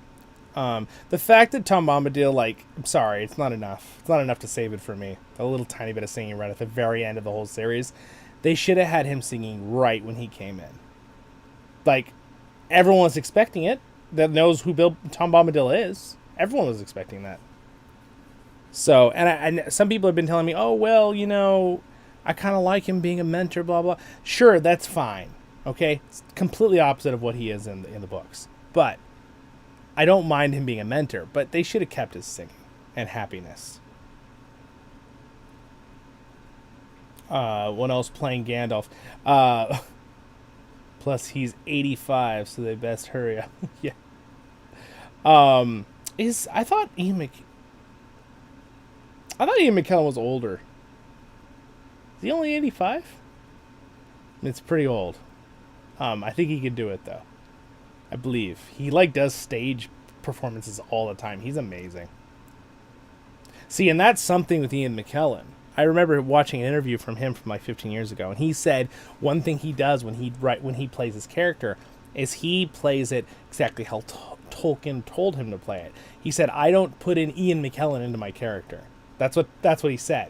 He said, Gandalf is the Gandalf that Tolkien wrote, and my job as an actor is to bring out what Tolkien wrote about the character. See, and that is when there's a true actor, right, or actress. They bring out the character that the writer or person told them to do. Now, to be fair to the actors in the Rings of Power series, the writers are the ones that wrote all these plots, right, and the way they want their characters to act. So the actors are just trying to act out those characters. Whether you like them or not, that's totally irrelevant. I still think that, a lot of the actors in the Rings of Power series are genuinely trying their best and enjoy it. And a couple of them carried certain things with their acting, personally, where I didn't like a plot line, but since they acted so good, I kind of enjoyed it. Doran, right? Even Elrond to an extent in some things. It was like I still thoroughly enjoyed watching it just because they were a good actor. But even though I was cringing at the lore changes or the story writing in general. Saruman is evil since the beginning of the world. I know that bothers me so much because Tolkien is so clear about the fact that Saruman is a good guy for the entire story until the Third Age, when he starts looking for the ring and he suddenly gets really corrupted by Sauron because he starts talking to him. That's when Saruman flips sides. So this idea that Saruman has been evil since he came in the Second Age or whatever, even though I don't even think he came in the Second Age, right? He came at the end of the Blue Wizards, I think, with the reiteration Tolkien wrote, came in the Second Age, which is, again, also frustrating to me because it's like the Blue Wizards were there. It would make sense that they were already there, but anyway, whatever.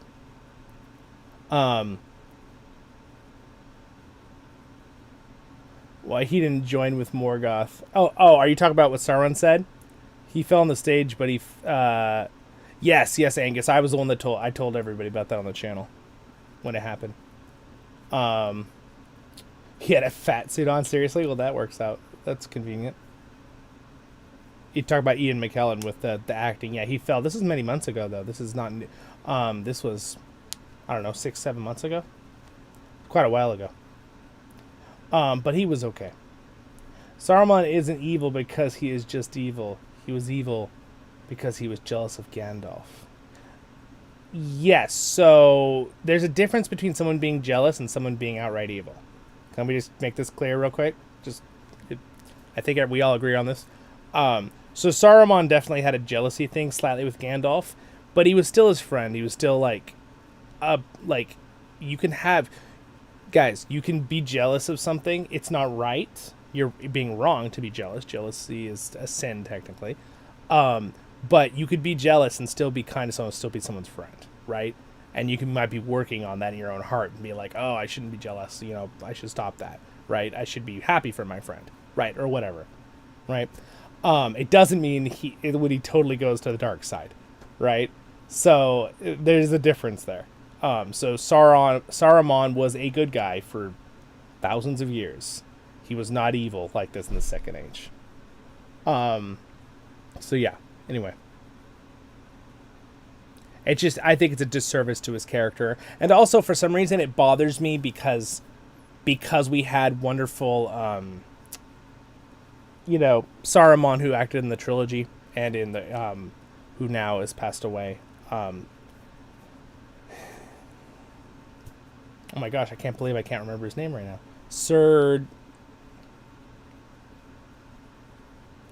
Saruman actor's name. Christopher Lee. Oh my gosh, I can't believe I forgot his name. I'm just not a name person. But Christopher Lee was so amazing. So it's like, I feel like he really did a good job with Saruman being like kind of conflicted, sort of being a good guy at the beginning of the Fellowship and then turning, right, with what we saw in the trilogy. And then the Hobbit, where he's a good guy, right? He's trying to help with things, right? And he helps fight Sauron and stuff. So I think it kind of does a disservice to make him, oh, well, actually, he's been evil since the very beginning. It's like, no, he hasn't. That's false. No matter how much Rings of Power Amazon pushes that, it's false. Sauron was a good guy. Originally, for most of his time in Middle-earth.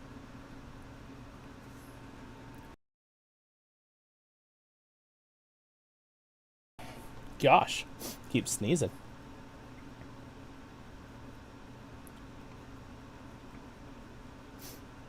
Is there a difference between jealousy and envy? Yeah, there's similar. There's crossovers there, but there is a little bit of differences there. It's a good point. We'd have to look up the exact definitions to know the exact, because envy is something that you're kind of coveting almost, right, of someone else's. Where jealousy could be, you could be jealous of something they got to do, right? Someone got to do or go somewhere fun and you didn't get to go, right? Of course, you could also be envying it. So they're pretty close to the same meaning, but like envy, a feeling of discontented or resentful longing around by someone else's possessions, qualities, luck. So it's more of a feeling in that way, but let's see what a jealousy is a feeling of insecurity, fear, or concern that can be caused by a perceived lack of possessions or safety. So there's like a slight difference in the terminology with feeling. So I think envy is actually probably a better word for it, Lala, for what Saruman thinks about like Gandalf. But they kind of both have similar, they tie over they cross a lot in the terminology. Yes, this is true. It's true.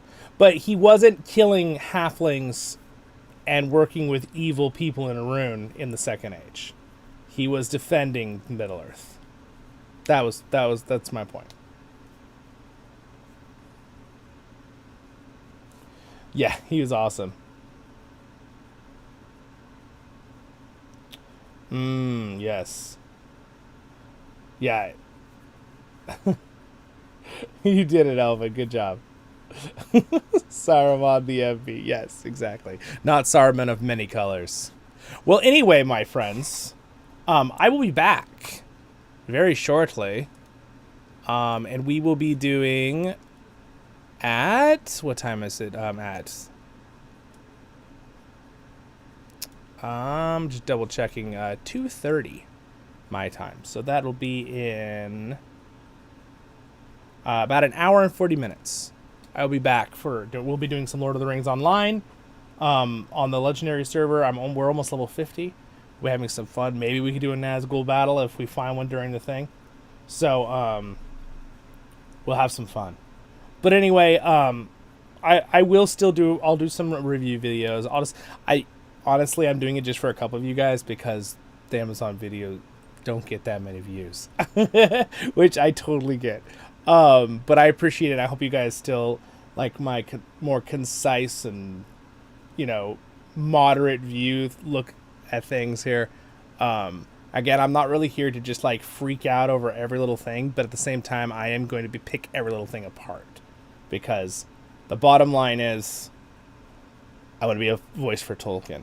And I will pull things apart, and I will try to keep my premises to the point of there are multiple things I'm trying to look at, right? I'm trying to look at, again, from Tolkien perspective and what they're trying to push, right? That it's like the original thing. And then its own fan fiction version, which is what it really is. And then also just as a series by itself. Not even talking about just as a fantasy series. How does it run? How does it feel? That kind of stuff. So those are the three things I'm going to be trying to break it into in my videos. And I made my first review of the first episode with kind of the beginning of how I'm going to look at all the reviews. But we'll see on that. It's just, I think the most thing is I'm disappointed, I think is the best word. I'm disappointed. That's the best word. Because, I knew it was all going to happen. It's not like I was surprised. It wasn't surprise of disappointment. It was disappointment of confirming what I already expected was going to happen. Does that make sense? I was just kind of like... Because I know how good it could be. I think that's what's frustrating to me. I know how good it could be. I know a lot of people who are negative about it are frustrated. That's why they're frustrated. So people maybe who really like it and you're confused why we're frustrated is that we kind of knew what it could have been, which makes us disappointed, if that makes sense. So it's like, sure, if you've never read in the books and you enjoyed the series, cool. That is totally justifiable for you, and we don't want to... My goal is not to make people feel bad for liking it or feel bad for disliking it. Everyone should have their own opinions. Just don't push them on other people. Let everyone decide it themselves. That's why I make these review videos. That's why I talk about it, right? Because a lot of you make your own views and opinions, but I appreciate it that a lot of you want to hear my opinion. So that's why we'll cover it.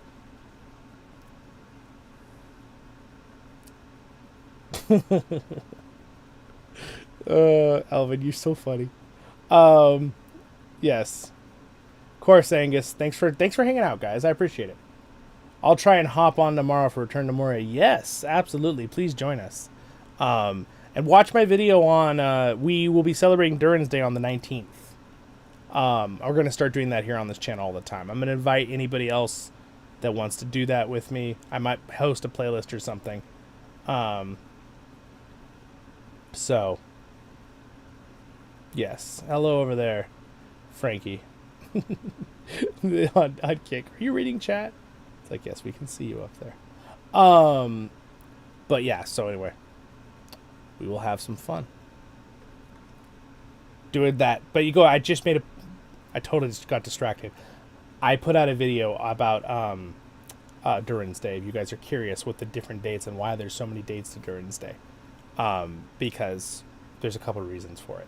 Anyway, have a great day in Middle-earth, my friends. Thanks to my patrons. Thank you, Red, for being a Royal Guard and supporting that way. It means a lot, you guys. Thank you for liking and subscribing. I'm really excited. My goal this year is I really loved it. We got to 10,000 subscribers. Recommend you join our Discord, too. We have lots of fun in there.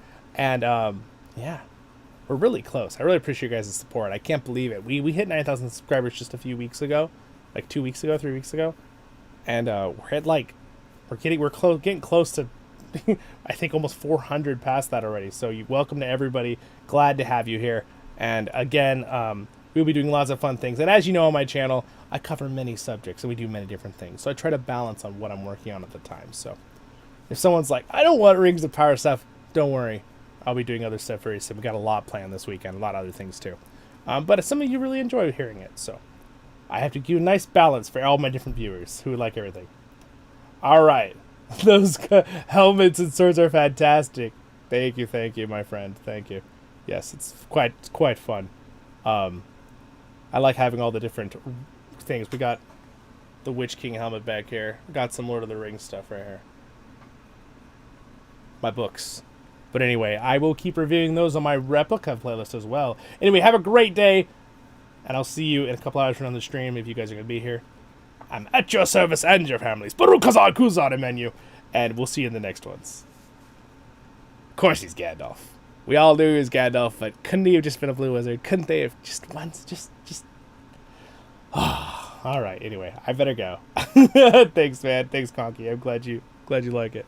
I'll be back, guys. I'll see you in a little while for Lord of the Rings Online, an MMO that respects Tolkien's lore and is fantastic. See you soon.